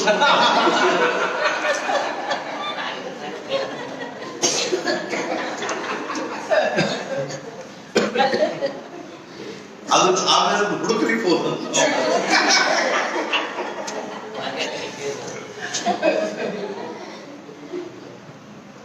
ಅದರಂತೆ ನಾನು ನನ್ನದೆಂಬ ಗೊಂದಲದಲ್ಲಿ ಎಲ್ಲಾ ಪ್ರಶ್ನೆ ನಿರ್ಮಾಣ ಆಗಿರೋದು ಇದ್ರೊಳಗೆ. ಅದರಂತೆ ನಾನು ನನ್ನದೆಂಬ ಗೊಂದಲದಲ್ಲಿ ಪಾಪ ನನ್ನನ್ನು ಪಡೆಯಲಾಗದಲ್ಲಿ ಭಗವಂತಂತಾನೇನು ಅಂದ್ರೆ ಪಾಪ. ಛೇ, ನಾನು ನನ್ನದೆಂಬ ಗೊಂದಲದಲ್ಲಿ ಆ ಮಹಾ ಮೂರ್ಖನು ನನ್ನನ್ನು ಪಡೆಯಲಾಗನಿಲ್ಲಿ. ಆದ್ದರಿಂದ ಜನ್ಮ ಮರಣ ಪ್ರವಾಹದಲ್ಲಿ ಮುಳುಗು ಹಾಕುತ್ತಿರುವನು. ಆದ್ದರಿಂದ ಈ ಜನ್ಮ ಮರಣದ ಪ್ರವಾಹದಲ್ಲಿ ಮುಳುಗು ಹಾಕುತ್ತ ಹೊಂಟಾನ. ವಸ್ತುತಃ ನಾನು ಹೀಗಿರುವೆನು. ನಾ ಹೆಂಗಿದ್ದೀನಿ ಅಂದ್ರೆ ಎದುರಿಗಿರುವಂತೆ ಸೂರ್ಯನು. ಆ ಸೂರ್ಯ ಎದುರಿಗಿದ್ದದನ್ನೇ ಟಾರ್ಚ್ ಹಿಡಿದು ನೋಡ್ಬೇಕ, ದೀಪ ಹಿಡಿದು ನೋಡುದ, ಏನ್ ಕಂದೀಲ್ ಹಿಡಿದು ನೋಡುದ, ಹೆಂಗ ಅರ್ಥಾತ್ ಏನಂದ್ರ ಪ್ರತ್ಯಕ್ಷ ಕಣ್ಣಿಗೆ ಕಾಣಿಸ್ತಾ ಇರ್ತಕ್ಕಂಥದ್ದು ಹೆಂಗೋ. ನಾ ಹೆಂಗಿದ್ದೀನಿ ಅಂದ್ರ ಎದುರಿಗಿರುವಂತೆ ಸೂರ್ಯನು. ಅರ್ಥಾತ್ ವಿವೇಕಾನಂದರು ಬೇರೆ ರಾಮಕೃಷ್ಣ ಪರಮಹಂಸರನ್ನು ಕೇಳಿದ್ರು, ನೀವು ದೇವ್ರು ನೋಡಿರಿ ಅಂತ ಕೇಳಿದ್ರು. ಅವ್ರು ಏನಂದ್ರು ಅಂದ್ರ ನಾನ್ ನಿನ್ನನ್ನು ಎಷ್ಟು ಸ್ಪಷ್ಟವಾಗಿ ನೋಡ್ಲಿಕ್ಕೆ ಹತ್ತೀನೋ ಅದಕ್ಕಿಂತಲೂ ಸ್ಪಷ್ಟವಾಗಿ 100 ಪಟ್ಟು ಸ್ಪಷ್ಟವಾಗಿ ನಾನು ಭಗವಂತನ ನೋಡ್ಲಿಕ್ಕೆ ಹತ್ತೀನಿ ಅಂತ ಹೇಳಿ. ಅಂದ್ರೊಳಗ ಜ್ಞಾನೇಶ್ವರ ಮಹಾರಾಜನ ಪದದೊಳಗೆ ಏನು ಅತಿಶಯೋಕ್ತಿ ಅದ ಹೇಳಿ. ಅರ್ಥಾತ್ ಏನು ಅಂದ್ರೆ ಎದುರಿಗಿರುವಂತೆ ಸೂರ್ಯನು, ಆದರೂ ನನ್ನಲ್ಲೆಲ್ಲ ದೋಷವೇನು ಒಮ್ಮೆ ಕಂಡು ಕಾಣದಂಥ. ಸೂರ್ಯನೊಳಗೆ ದೋಷದ ಏನು ಅಂದ್ರೆ ಒಮ್ಮೆ ಕಾಣಿಸ್ತಾನ, ಒಮ್ಮೆ ಕಾಣಿಸಂಗಿಲ್ಲ.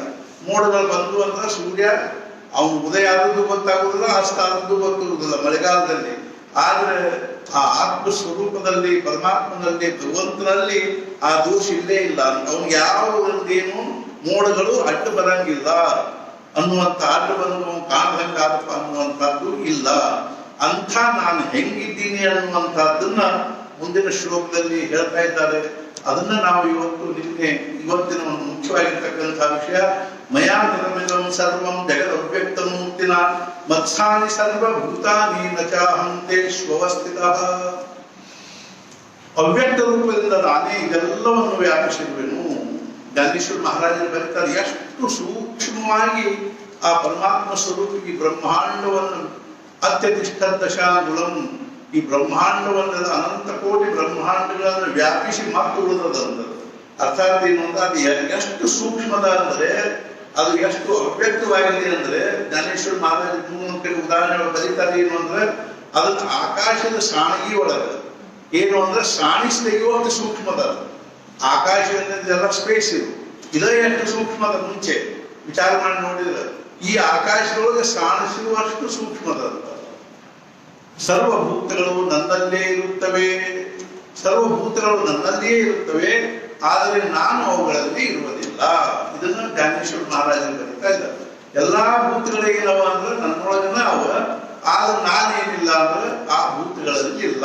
ಹೆಂಗಿಲ್ಲ ಅನ್ನೋದು ಆದ್ರಿಂದ ವೇದಗಳು ಏನಂತಾವಂದ್ರ ನೇತಿ ನೇತಿ ನೇತಿ ನೇತಿ ಇದ್ರಲ್ಲಿಲ್ಲ ಇದ್ರಲ್ಲಿಲ್ಲ ಇದ್ರಲ್ಲಿಲ್ಲ ಇದು ಅಲ್ಲ ಇದು ಅಲ್ಲ ಅನ್ಕೋತ ಅನ್ಕೋತ ಕೊನೆಗೆ ಏನಂತಾವ ಅಂದ್ರೆ ಕೊನೆಗೆ ಯಾವ್ದ್ರೊಳಗೆ ಅದ ಅನ್ನೋದು ನಾವು ಹೇಳಿಕೆ ಬರಂಗಿಲ್ಲ. ನನ್ನದೇ ಅಲ್ಲವೇ ವಿಸ್ತಾರವು, ಕಾಣುವ ಈ ಜಗತ್ತೆಲ್ಲವೂ ಹಾಲು ಹೆಪ್ಪಾಗಲು ಸಹಜವು, ಅದೇ ಮೊಸರಾಗುವುದು. ಇದು ನನ್ನದೇ ಎಲ್ಲ, ಇದು ವಿಸ್ತಾರ. ಈ ಜಗತ್ತೇನು ಕಾಣಿಸಕತ್ತೇದನೋ ಇದು ಅವ್ಯಕ್ತವಾಗಿರ್ತಕ್ಕಂಥ ಸೂಕ್ಷ್ಮವಾಗಿರೋ ಅರ್ಥಾತ್ ಅತೀಂದ್ರಿಯನಾಗಿರ್ತಕ್ಕಂಥ ಮತ್ತು ಏನದ ಅಂತಂದ್ರೆ ಮನಸ್ಸು ಬುದ್ಧಿ ವಾಣಿಗಳಿಗೆ ನಿಲುಕದೇ ಇರತಕ್ಕಂಥ ಯಥೋ ವಾಚೋ ನಿವರ್ತಂತೆ ಅಪ್ರಾಪ್ಯ ಮನಸಾ ಸಹ ಅನ್ನೋ ಹಾಗೆ ವಾಣಿಗೆ ಮನಸ್ಸಿಗೆ ಬುದ್ಧಿಗೆ ನಿಲುಕದೇ ಇರತಕ್ಕಂಥ ವೇದಗಳು ಯಾವುದನ್ನು ಕುರಿತು ನೀತಿ ನೀತಿ ಅಂತ ಹೇಳಿ ಸುಮ್ಮನಾಗ್ತಾವನು ಅಂಥ ನನ್ನದೇ ಈ ಜಗತ್ತೆಲ್ಲ ಏನದ ಅಂದ್ರೆ ನನ್ನದೇ ವಿಸ್ತಾರ. ಹೆಂಗ ಅಂತ ತಿಳ್ಕೊಂಡು ಕೇಳಿದ್ರೆ ಹಾಲು ಹೆಪ್ಪಾಗಲು ಸಹಜವು, ಅದೇ ಮೊಸರಾಗುವುದು. ಆ ಅರ್ಥಾತ್ ಏನು ಅಂದ್ರೆ ಹಾಲು ಅಂದ್ರೆ ಆ ಅವ್ಯಕ್ತವಾಗಿರ್ತಕ್ಕಂಥ ಪರಬ್ರಹ್ಮ ಸ್ವರೂಪ. ಅದ ಏನದಂದ್ರೆ ಈ ಜಗದಾಕಾರವಾಗಿ ಕಾಣ್ತಾ ಇರೋದ್ರಿಂದ ಹೆಂಗಂದ್ರೆ ಅದ ಹಾಲು ಮೊಸರಾಗ್ತದನು. ಮೊಸರಾದ ಕೂಡ ಅದ್ರ ಗುಣ ಎಲ್ಲ ಬದಲಾಗ್ತಾವ. ಹಾಲಿನ ಗುಣನ ಬೇರೆ, ಮೊಸರಿನ ಗುಣನ ಬೇರೆ. ಹೆಂಗು ಹಂಗೇನದಂದ್ರೆ ಆ ಪರಮಾತ್ಮ ಸ್ವರೂಪ ಅದು ಹೆಪ್ಪಾಗಿ ಈ ಜಗತ್ತು ಅನ್ನುವಂಥ ಮೊಸರು ಆಗಿಬಿಟ್ಟ ಅಂದ್ರೆ ಈ ಜಗತ್ತಿನ ಗುಣಧರ್ಮ ಬೇರೆ ಆಗ್ತವೆ. ಅಥವಾ ಬೀಜವೇ ವೃಕ್ಷವು, ಬಂಗಾರವೇ ಆಭರಣವು ಆಗುವಂತೆ ನನ್ನೊಬ್ಬನ ವಿಸ್ತಾರವು, ಅದೇ ಈ ಜಗತ್ತು. ಆದ್ದರಿಂದ ಜ್ಞಾನೇಶ್ವರ ಮಹಾರಾಜರು ಏನಂತಾರೆ ಅಂತಂದ್ರೆ ಅವ್ರದ್ದು ಮಾಯಾವಾದಲ್ಲ, ಅವ್ರದ್ದೇನಂದ್ರೆ ಚಿತ್ ವಿಲಾಸ ಅಂತ. ಆ ಚಿತ್ ಅಂದ್ರೆ ಪರಮಾತ್ಮ, ಚಿತ್ ಅಂದ್ರೆ ಜ್ಞಾನ, ಅರಿವು, ಕಾನ್ಸಿಯಸ್ನೆಸ್. ಅದರದ್ದೇ ಇದೆಲ್ಲ ವಿಸ್ತಾರ, ಚಿತ್ ವಿಲಾಸ. ಇದು ಅದರದ್ದೇ ವಿಲಾಸ, ಇದು ಲೀಲಾ. ಅರ್ಥಾತ್ ಹೆಂಗಿದೆ ಅಂದ್ರೆ ಬೀಜವೇ ವೃಕ್ಷವು. ಇಲ್ಲಿ ಜ್ಞಾನೇಶ್ವರಿ ಬರಿತಾರೆ ಏನು ಮರಾಠಿಯೊಳಗ ಆ ಬೀಜ ನೋಡ್ರಿ, ಆ ಬೀಜನೊಳಗೆ ಎಂಥ ವಿಲಕ್ಷಣ ಶಕ್ತಿ ಅವ್ಯಕ್ತವಾಗಿದೆ ಅಂದ್ರೆ ಆ ಬೀಜನ ದೊಡ್ಡ ಬಡ್ಡೆ ಆಗ್ತದಿಲ್ಲ. ಅರ್ಥಾತ್ ಏನು ಅಂದ್ರೆ ಆಲದ ಮರಳು ಒಂದು ಸಣ್ಣ ಬೀಜ ಏನದನ್ನು ವೃಕ್ಷವಾಗಿ ಬೆಳೀತು ಅಂದ್ರೆ ಅದ ದೊಡ್ಡ ಬಡ್ಡೆಯಾಗಿ ಎಂಥ ಕಟ್ಟಿಗೆ ಆಗಿಬಿಡ್ತದೆ. ಅರ್ಥಾತ್ ಏನು ಅಂದ್ರೆ ಅದ ಏನಾಗ್ತದೆ, ಗಟ್ಟಿನ ಕಟ್ಟಿಗೆ ಆಗ್ತದೆ, ಎಲೆ ಆಗ್ತದೆ, ಹೂವು ಆಗ್ತದೆ, ಹಣ್ಣು ಆಗ್ತದೆ. ಈ ರೀತಿಯಾಗಿ ಅಥವಾ ಬೀಜವೇ ವೃಕ್ಷವು, ಬಂಗಾರವೇ ಆಭರಣವು. ಜ್ಞಾನೇಶ್ವರ ಮಹಾರಾಜ ಮುಂದೆ ಒಂದು ಕಡೆಗೆ ಉದಾಹರಣೆ ಕೊಡ್ತಾರೆ. ಏನು ಅಂದ್ರೆ ಒಂದು ಸುವರ್ಣದ ಏನ್ ಮಾಡೀವಿ ಅಂದ್ರೆ ಮಹಿಷಾಸುರ ಮರ್ದಿನಿಯನ್ನು ಮಾಡೀವಿ. ಅದ್ರೊಳಗೆ ಅವ್ರು ಏನಂತಾರ, ಈಗ ನಾವು ಒಂದು ಮಹಿಷಾಸುರ ಮರ್ದಿನಿ ಏನಂದ್ರೆ ದಾನ ಮಾಡ್ಬೇಕಂತ ಮಾಡಿದ್ವಿ. ಅವು ದಾನ ತಗೊಳ್ಳೋ ಭಟ್ರಿ ಏನಂದ್ರೆ ನಮ್ಗೆ ಕ್ವಾಣ ಕೊಡ್ಬೇಡ್ರಿ ಅಂದ್ರು. ಕ್ವಾಣದ ದಾನ ಮಾಡ್ತಾರೆ ಅಂದ್ರೆ ಅಸಹ್ಯ, ನಮ್ಗೆ ಕ್ವಾಣ ಬೇಡ, ವಿರುದ್ಧ ಮಹಿಷಾಸುರ ಮರ್ದಿನಿ ದೇವಿ ಕೊಡ್ರಿ, ಸಿಂಹ ಕೊಡ್ರಿ, ಕ್ವಾಣ ಬೇಡ. ಅದು ಬಡ್ದಿ ಈ ಕ್ವಾಣು ಬಂಗಾರದನ ಅಂತ ಹೇಳಿದ್ರೆ ನೀ ಕ್ವಾಣ ಇಟ್ಕೋಬೇಕು ನೋಡ್ಲಿಕ್ಕೆ. ಆ ಕ್ವಾಣ ಏನದಂದ್ರೆ ಬಂಗಾರದ್ದನೇ ಅದ. ಹೆಂಗು ಹಂಗ ಏನದಂದ್ರೆ ಕ್ವಾಣಗಳು ಬಂಗಾರದ್ದು, ಕತ್ತಿಗಳು ಬಂಗಾರದ್ದು, ನಮ್ಮ ಸೂತ್ರ ಇರುವೆಲ್ಲ ಬಂಗಾರದ್ದು.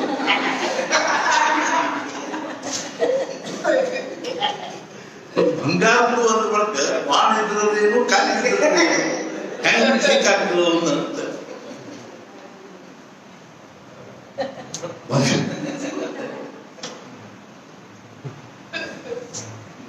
ನಮ್ಗೆ ಅದು ಅವುಗಳಿಗೆ ಬಂಗಾರ ಕಾಣಿಸ್ತದ. ಹಿಂಗಾಗಿ ನಾವು ಕ್ವಾಣದ ಮಹತ್ವ ಕೊಡುವುದಿಲ್ಲ.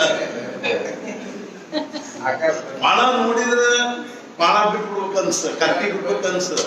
ಆದ್ರೆ ಬಂಗಾರದ ಕೂಡಲೇ ಬಿಡ್ಬೇಕು ಅನ್ಸೋದಿಲ್ಲ. ಆಗುವಂತೆ ನನ್ನೊಬ್ಬನ ವಿಸ್ತಾರವು, ಅದೇ ಈ ಜಗತ್ತು.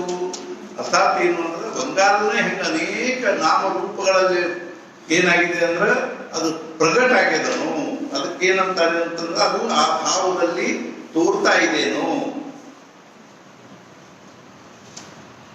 ಅವ್ಯಕ್ತತನದಿಂದ ಹೆಪ್ಪಾಗಿರುವುದು, ನಂತರ ವಿಶ್ವಾಕಾರವಾಗಿ ಕರಗಿರುವುದು ಅವ್ಯಕ್ತ ಭಾವದಿಂದ ಹೆಪ್ಪಾಗಿರುತ್ತದೆ. ಆಮೇಲೆ ಏನಾಗ್ತದೆ? ತುಪ್ಪ ಹೆಂಗಾಗ್ತಂದ್ರೆ ಅದು ಅವ್ಯಕ್ತ ಭಾವದಲ್ಲಿ ಹೆಪ್ಪಾಗ್ಯದ, ಆಮೇಲೆ ವಿಶ್ವಾಕಾರದಲ್ಲಿ ಕರಗಿರುವುದು, ಆಮೇಲೆ ಹರಿದಾಡ್ತದೆ ನೋಡ್ರಿ. ಅಮೂರ್ತ ಮೂರ್ತಿ ನಾನೇ ತ್ರೈಲೋಕ್ಯವೆಂದು ವಿಸ್ತಾರಗೊಂಡಿರುವೆ. ಅರ್ಥಾತ್ ಅಮೂರ್ತವಾಗಿರ್ತಕ್ಕಂತಹ ಮೂರ್ತಿ ನಾ ಎಂಥ ಇದ್ದೀನಿ ಅಂದ್ರೆ, ಮೂರ್ತಿ ಅಂದ್ರೆ ಅರ್ಥಾತ್ ಏನು ಅಂತಂದ್ರೆ ಅದೊಂದು ಇದು ಏನೋ ಅದು ಒಂದು ಬೀಜ. ಅರ್ಥಾತ್ ಏನು ಅಂದ್ರೆ ಆ ಕಾಣ್ತಕ್ಕಂತಹ ಭಾವದಲ್ಲಿರ್ತಕ್ಕಂಥದ್ದು ಆ ಮೂರ್ತಿ ಅನ್ನುವಂಥದ್ದು ಅಮೂರ್ತವಾಗಿರ್ತಕ್ಕಂತಹ ವಸ್ತು. ನಾನೇ ತ್ರೈಲೋಕ್ಯವೆಂದು ವಿಸ್ತಾರಗೊಂಡಿರುವೆ, ನಾನೇ ತ್ರೈಲೋಕ್ಯದ ಭಾವದಲ್ಲಿ ವಿಸ್ತಾರ ಹೊಂದಿದ್ದೇನೆ. ಮಹತ್ತತ್ವಾದಿ ಸಹಿತ ಈ ಸಮಸ್ತ ಭೂತ ನನ್ನಲ್ಲಿಯೇ ಭಾಸಿತ ನೀರಿನ ನೊರೆಯಂತೆ. ಈ ಮಹತ್ತತ್ವಾದಿಗಳೇನವನು ಅರ್ಥಾತ್ ಏನು ಅಂದ್ರೆ ಪರಮಾತ್ಮ ಸ್ವರೂಪದಿಂದ ಮೊಟ್ಟ ಮೊದಲು ಮಹತ್ತತ್ವ ಅಂದ್ರೆ ಏನು ಅಂದ್ರೆ ವಿಶ್ವ ಅರ್ಥಾತ್ ಏನು ಅಂದ್ರೆ ಈ ಬ್ರಹ್ಮಾಂಡದೊಳಗಿನ ಒಂದು ಅರ್ಥಾತ್ ಏನು ಅಂದ್ರೆ ಬುದ್ಧಿ ಅನ್ನೋದು ಪರಮಾತ್ಮನ ಒಂದು ಬುದ್ಧಿಯೇ ಮಹತ್ತತ್ವ ಅಂತ. ಈ ವಿಶ್ವವ್ಯಾಪಿಯಾಗಿರ್ತಕ್ಕಂಥ ಏನು ಬುದ್ಧಿ ಅದನ್ನು ಯಾವುದು ಭಗವಂತರಿಂದ ಮೊಟ್ಟ ಮೊದಲು ಪ್ರಗಟ ಆದದ್ದು ಯಾವುದು? ಹಿರಣ್ಯಗರ್ಭದಿಂದ ಪ್ರಗಟ ಆದದ್ದು ಯಾವುದು ಅಂದ್ರೆ ಮಹತ್ತತ್ವ ಅಂತ. ಮಹತ್ತತ್ವ ಅಂದ್ರೆ ಬುದ್ಧಿ.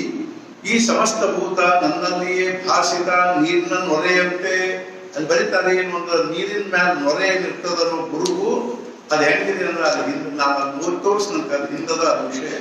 ಆ ನೀರಿನ ನೊರೆ ಹೆಂಗ ನೀರಿನೊಳಗನೆ ಪ್ರಗಟಾಗಿ ಕಾಣ್ತದನು ಹಂಗೇನದ ಅಂದ್ರೆ ವಿಶ್ವ ಅನ್ನುವಂಥದ್ದು ಭಗವಂತನಲ್ಲೇ ತೋರ್ತಾ ಇದೆ. ಆದರೆ ಶೋಧಿಸಲು ಆ ನೊರೆಯಲ್ಲಿ ಅರ್ಜುನ ನೀರು ಕಾಣದಲ್ಲಿ ಅಥವಾ ಕಾಣುವ ಅನೇಕತೆ ಸ್ವಪ್ನದಲ್ಲಿ ಎಚ್ಚರವಾಗಿರುವುದಿಲ್ಲ. ಅರ್ಥಾತ್ ಇಲ್ಲೇನಂದ್ರು ಅಂತಂದ್ರ ಮತ್ಸಾನಿ ಸರ್ವಭೂತಾನಿ ನಚಾಹಂತೇಶು ಅವಸ್ಥಿತ. ಅರ್ಥಾತ್ ಏನು ಅಂದ್ರೆ ನೀರಿನಲ್ಲಿ ನೊರೆ ಇದೆ, ಆದ್ರೆ ನೊರೆಯಲ್ಲಿ ಏನಿಲ್ಲ ಅಂದ್ರೆ ನೀರಿಲ್ಲ. ನನ್ನೊಳಗನೆ ಇವೆಲ್ಲ ಭೂತವ, ಆದ್ರೆ ನಾನು ಅವುಗಳಲ್ಲಿ ಇಲ್ಲ ಅನ್ನೋದನ್ನು ಹೇಳ್ತಾ ಇದ್ದಾರೆ. ಹೆಂಗ ನೀರಿನಲ್ಲಿ ನೊರೆ ಇದೆ, ಆದ್ರೆ ನೊರೆಯಲ್ಲಿ ಏನಿಲ್ಲ ಅಂದ್ರೆ ನೀರಿಲ್ಲ.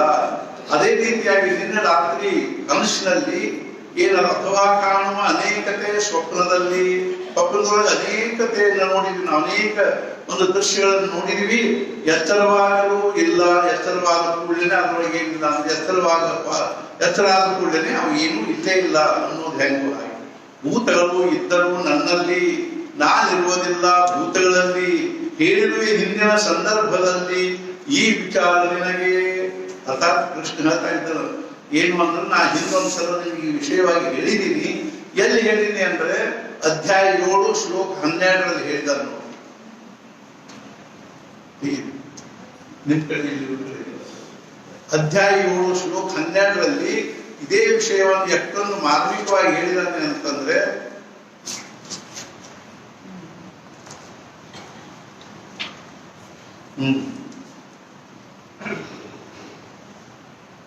ಸಾತ್ವಿಕ ಮುಂತಾದ ಭಾವ ಅಥವಾ ರಜತಮಾದಿ ಸರ್ವ ಅವೆಲ್ಲ ನನ್ನಿಂದಲೇ ಸಂಭವ ಎಂದು ತಿಳಿ ನೀನು. ಈ ಸಾತ್ವಿಕ ರಾಜಸಿಕ ತಾಮಸಿಕ ಇತ್ಯಾದಿ ಭಾವಗಳೇನವನು ಅವೆಲ್ಲ ನನ್ನಿಂದಲೇ ನಿರ್ಮಾಣವಾಗಿರ್ತಕ್ಕಂಥವು, ನನ್ನಲ್ಲಿಯೇ ಆಗಿದ್ದವು. ಇವೆಲ್ಲ ಇವುಗಳಲ್ಲಿ ನಾನಿರುವುದಿಲ್ಲ. ಈ ಸಾತ್ವಿಕ ಸತ್ವ ರಜ ತಮ ಅನ್ನುವಂಥ ಗುಣ ಏನವನು ನನ್ನೊಳಗನೆ ನಿರ್ಮಾಣವಾಗಿದ್ದರು ಸಹಿತ ನಾನು ಅವುಗಳಲ್ಲಿ ಇಲ್ಲ. ಸ್ವಪ್ನದ ಮಡುವಿನಲ್ಲಿ ಮುಳುಗುವುದಿಲ್ಲ. ಜಾಗೃತ ಅವಸ್ಥೆಯು ಎಲ್ಲಾದ್ರೂ ಸ್ವಪ್ನದ ಒಂದು ದೊಡ್ಡ ಮಡುವಿತ್ತು, ಆ ಮಡುವಿನೊಳಗೆ ಜಾಗೃತ ಅವಸ್ಥೆ ನಿರೀಕ್ಷೆಯಿದೆ. ಅಥವಾ ಕೇವಲ ರಸಪೂರ್ಣ ಬೀಜವಾಗಿರುವುದು ಘನ, ಅದರ ಅಂಕುರದಿಂದಲೇ ನಿರ್ಮಾಣ ಕಟ್ಟಿಗೆಯು. ಅರ್ಥಾತ್ ಏನು ಅಂದ್ರೆ ಕೇವಲ ರಸದಿಂದ ತುಂಬಿಕೊಂಡಿರ್ತಕ್ಕಂಥ ಬೀಜ, ಅದರೊಳಗೆ ಏನಪ್ಪಾ ಅಂತಂದ್ರೆ ಅದರೊಳಗೆ ನಾವು ಬೀಜ ತೆಗೆದು ನೋಡಿ ಬರೀ ಒಂದಿಷ್ಟು ಹಿಟ್ಟು ಕಾಣ್ದಂಗೆ ಕಾಣಿಸ್ತದೆ. ಅದು ಏನು ಅಂದ್ರೆ ರಸ ಅದೇ ರಸ. ಅದರ ಅಂಕುರ ಒಡೆದ ಕೂಡಲೇ ಏನ್ ನಿರ್ಮಾಣ ಆಗ್ತಿದೆ ಹೇಳಿ, ನಾ ಢಪ್ಪನ್ನೊಂದು ಬಡ್ಡಿ ನಿರ್ಮಾಣ, ಕಟ್ಟಿಗೆ ನಿರ್ಮಾಣ ಆಗ್ತದ, ಗಿಡ ನಿರ್ಮಾಣ. ಆಗ ಕಟ್ಟಿಗೆಯಲ್ಲಿ ಬೀಜತ್ವ ಇರುವುದೇ ಅದರಲ್ಲಿ. ಆ ಕಟ್ಟಿಗೆ ಒಳಗೆ ಬೀಜತ್ವದೇನು? ಅದರಂತೆ ನಾನಿಲ್ಲ. ಆ ವಿಕಾರಗಳಲ್ಲಿ ವಿಕಾರಿಯಂತೆ ತೋರಿದರು. ಅರ್ಥಾತ್ ಏನು ಅಂದ್ರೆ ನಾನು ಆ ರಜತಮ ಸತ್ವ ರಜತಮ ಅನ್ನುವಂತಹ ವಿಕಾರಗಳಲ್ಲಿ ನಾನಿಲ್ಲ. ನಾನು ವಿಕಾರಿ. ಅದೇ ರೀತಿಯಾಗಿ ಏನು ಅಂದ್ರೆ ಅನೇಕ ವಿಕಾರಗಳಲ್ಲಿ ನಾನಿಲ್ಲ, ನಾನು ವಿಕಾರ ಉಳ್ಳವನಂತೆ ಕಂಡರೂ ಸಹಿತ ಕೃಷ್ಣ ಹೇಳಿದ ಏನು ಅಂದ್ರೆ ನಾನು ಒಂದು ವೇಳೆ ಬ್ರಹ್ಮಚಾರಿಯಾಗಿದ್ದರೆ ಏನ್ ಮಾಡ್ತೀನಿ ಅಂದ್ರೆ ಆ ಸುದರ್ಶನ ಇದರಿಂದ ಏನಂದ್ರೆ ಅವನು ಬ್ರಹ್ಮಾಸ್ತ್ರದಿಂದ ಆ ಅರ್ಥಾತ್ ಏನು ಅಂತಂದ್ರ ಪರೀಕ್ಷಿತ ರಾಜ ಗರ್ಭದಲ್ಲಿರ್ತಕ್ಕಂಥ ಪರೀಕ್ಷಿತ ರಾಜ ಉಳಿಲಿ ಅಂತ ತಿಳ್ಕೊಂಡು ಹೇಳಿದ. ಎಲ್ಲಾರು ಏನಂತಂದ್ರೆ ಫಳ್ಳ ನಗಲಿಕ್ಕೆ ಒಂದ್ ವೇಳೆ ನಾನು ಬ್ರಹ್ಮಚಾರಿ ಆಗಿದ್ರೆ ಪರೀಕ್ಷಿತನಿಗೆ ಏನೂ ಆಗ್ಬಾರದು. ಅರ್ಥಾತ್ ಏನು ಅಂದ್ರೆ ಉತ್ತರೆ ಗರ್ಭದಲ್ಲಿರ್ತಕ್ಕಂಥ ಪರೀಕ್ಷಿತನಿಗೆ ಏನೂ ಆಗಬಾರದು. ಏನೂ ಆಗಲಿಲ್ಲ ಅಂದ್ರೆ ಬ್ರಹ್ಮಚಾರಿ ಇದ್ದಂಗೆ ಆಗ್ತಿಲ್ಲ. ಹೆಂಗೋ ಹಂಗೇನಂದ್ರೆ ವಿಕಾರಿ ಇದ್ದಂಗೆ ನಾನು ಕಂಡ್ರೂ ಸಹಿತ ನಾನೇನಲ್ಲ, ಆ ವಿಕಾರಗಳು ನನ್ನಲ್ಲಿ ಇಲ್ಲ. ಮೇಘ ನಿರ್ಮಾಣ ಆಕಾಶದಲ್ಲಿ, ಆದರೆ ಗಗನವಿಲ್ಲ ಮೇಘದಲ್ಲಿ. ಆಕಾಶಗಳು ಮೇಘ ಮೋಡವ, ಆದ್ರೆ ಮೋಡಗಳಲ್ಲಿ ಆಕಾಶ ಇಲ್ಲ. ಅಥವಾ ಗಗನವಿಲ್ಲ ಮೇಘದಲ್ಲಿ, ಅಥವಾ ಜಲವಿರುವುದು ಮೋಡದಲ್ಲಿ, ಜಲದಲ್ಲಿ ಮೋಡವಿಲ್ಲ. ನೀರದ ಅಂದ್ರ ಮೋಡಗಳಲ್ಲಿ ಜಲ ಆದರೆ ನೀರದ, ಆಗ ನೀರಿನೊಳಗೆ ಮೋಡದ, ಏನು ನೀರಿನೊಳಗೆ ಮೋಡಿಲ್ಲ. ಹೆಂಗು ಹಂಗೆ ಇದೆ ಅಂತಂದ್ರೆ ಈ ಜಗತ್ತಿನೊಳಗೆ ನಾನಿದ್ದೀನಿ, ಯಾರು ನನ್ನೊಳಗೆ ಏನು ಜಗತ್ತಿಲ್ಲ. ಮತ್ಸಾನಿ ಸರ್ವಭೂತಾನಿ, ನನ್ನೊಳಗೆ ಇವೆಲ್ಲ ಜಗತ್ತವ, ಆದ್ರೆ ನಾನು ಆ ಜಗತ್ತಿನಲ್ಲಿ ಇಲ್ಲ. ಇಲ್ಲೇ ಇದು ಜಗನ್ಮಿಥ್ಯ ಜಗನ್ಮಿಥ್ಯ ಅಂತ ಯಾಕಂದ್ರೆ ಆ ನೀರಿನ ಅರ್ಭಟ, ಅದರಿಂದ ಮಿಂಚು ಪ್ರಗಟ, ಆ ಮಿಂಚಿನಲ್ಲಿ ಸ್ಪಷ್ಟ ನೀರಿರುವುದೇ. ಆ ಮೋಡಗಳ ಘರ್ಷಣೆಯಿಂದ ಏನೊಂದು ಮಿಂಚು ನಿರ್ಮಾಣ ಆಗ್ತದನೋ, ಅರ್ಥಾತ್ ಏನು ಅಂದ್ರೆ ಅದರಿಂದ ಮಿಂಚು ಪ್ರಗಟ, ಆದರೆ ಆ ಮಿಂಚಿನಲ್ಲಿ ಸ್ಪಷ್ಟ ನೀರಿರುವುದೇ.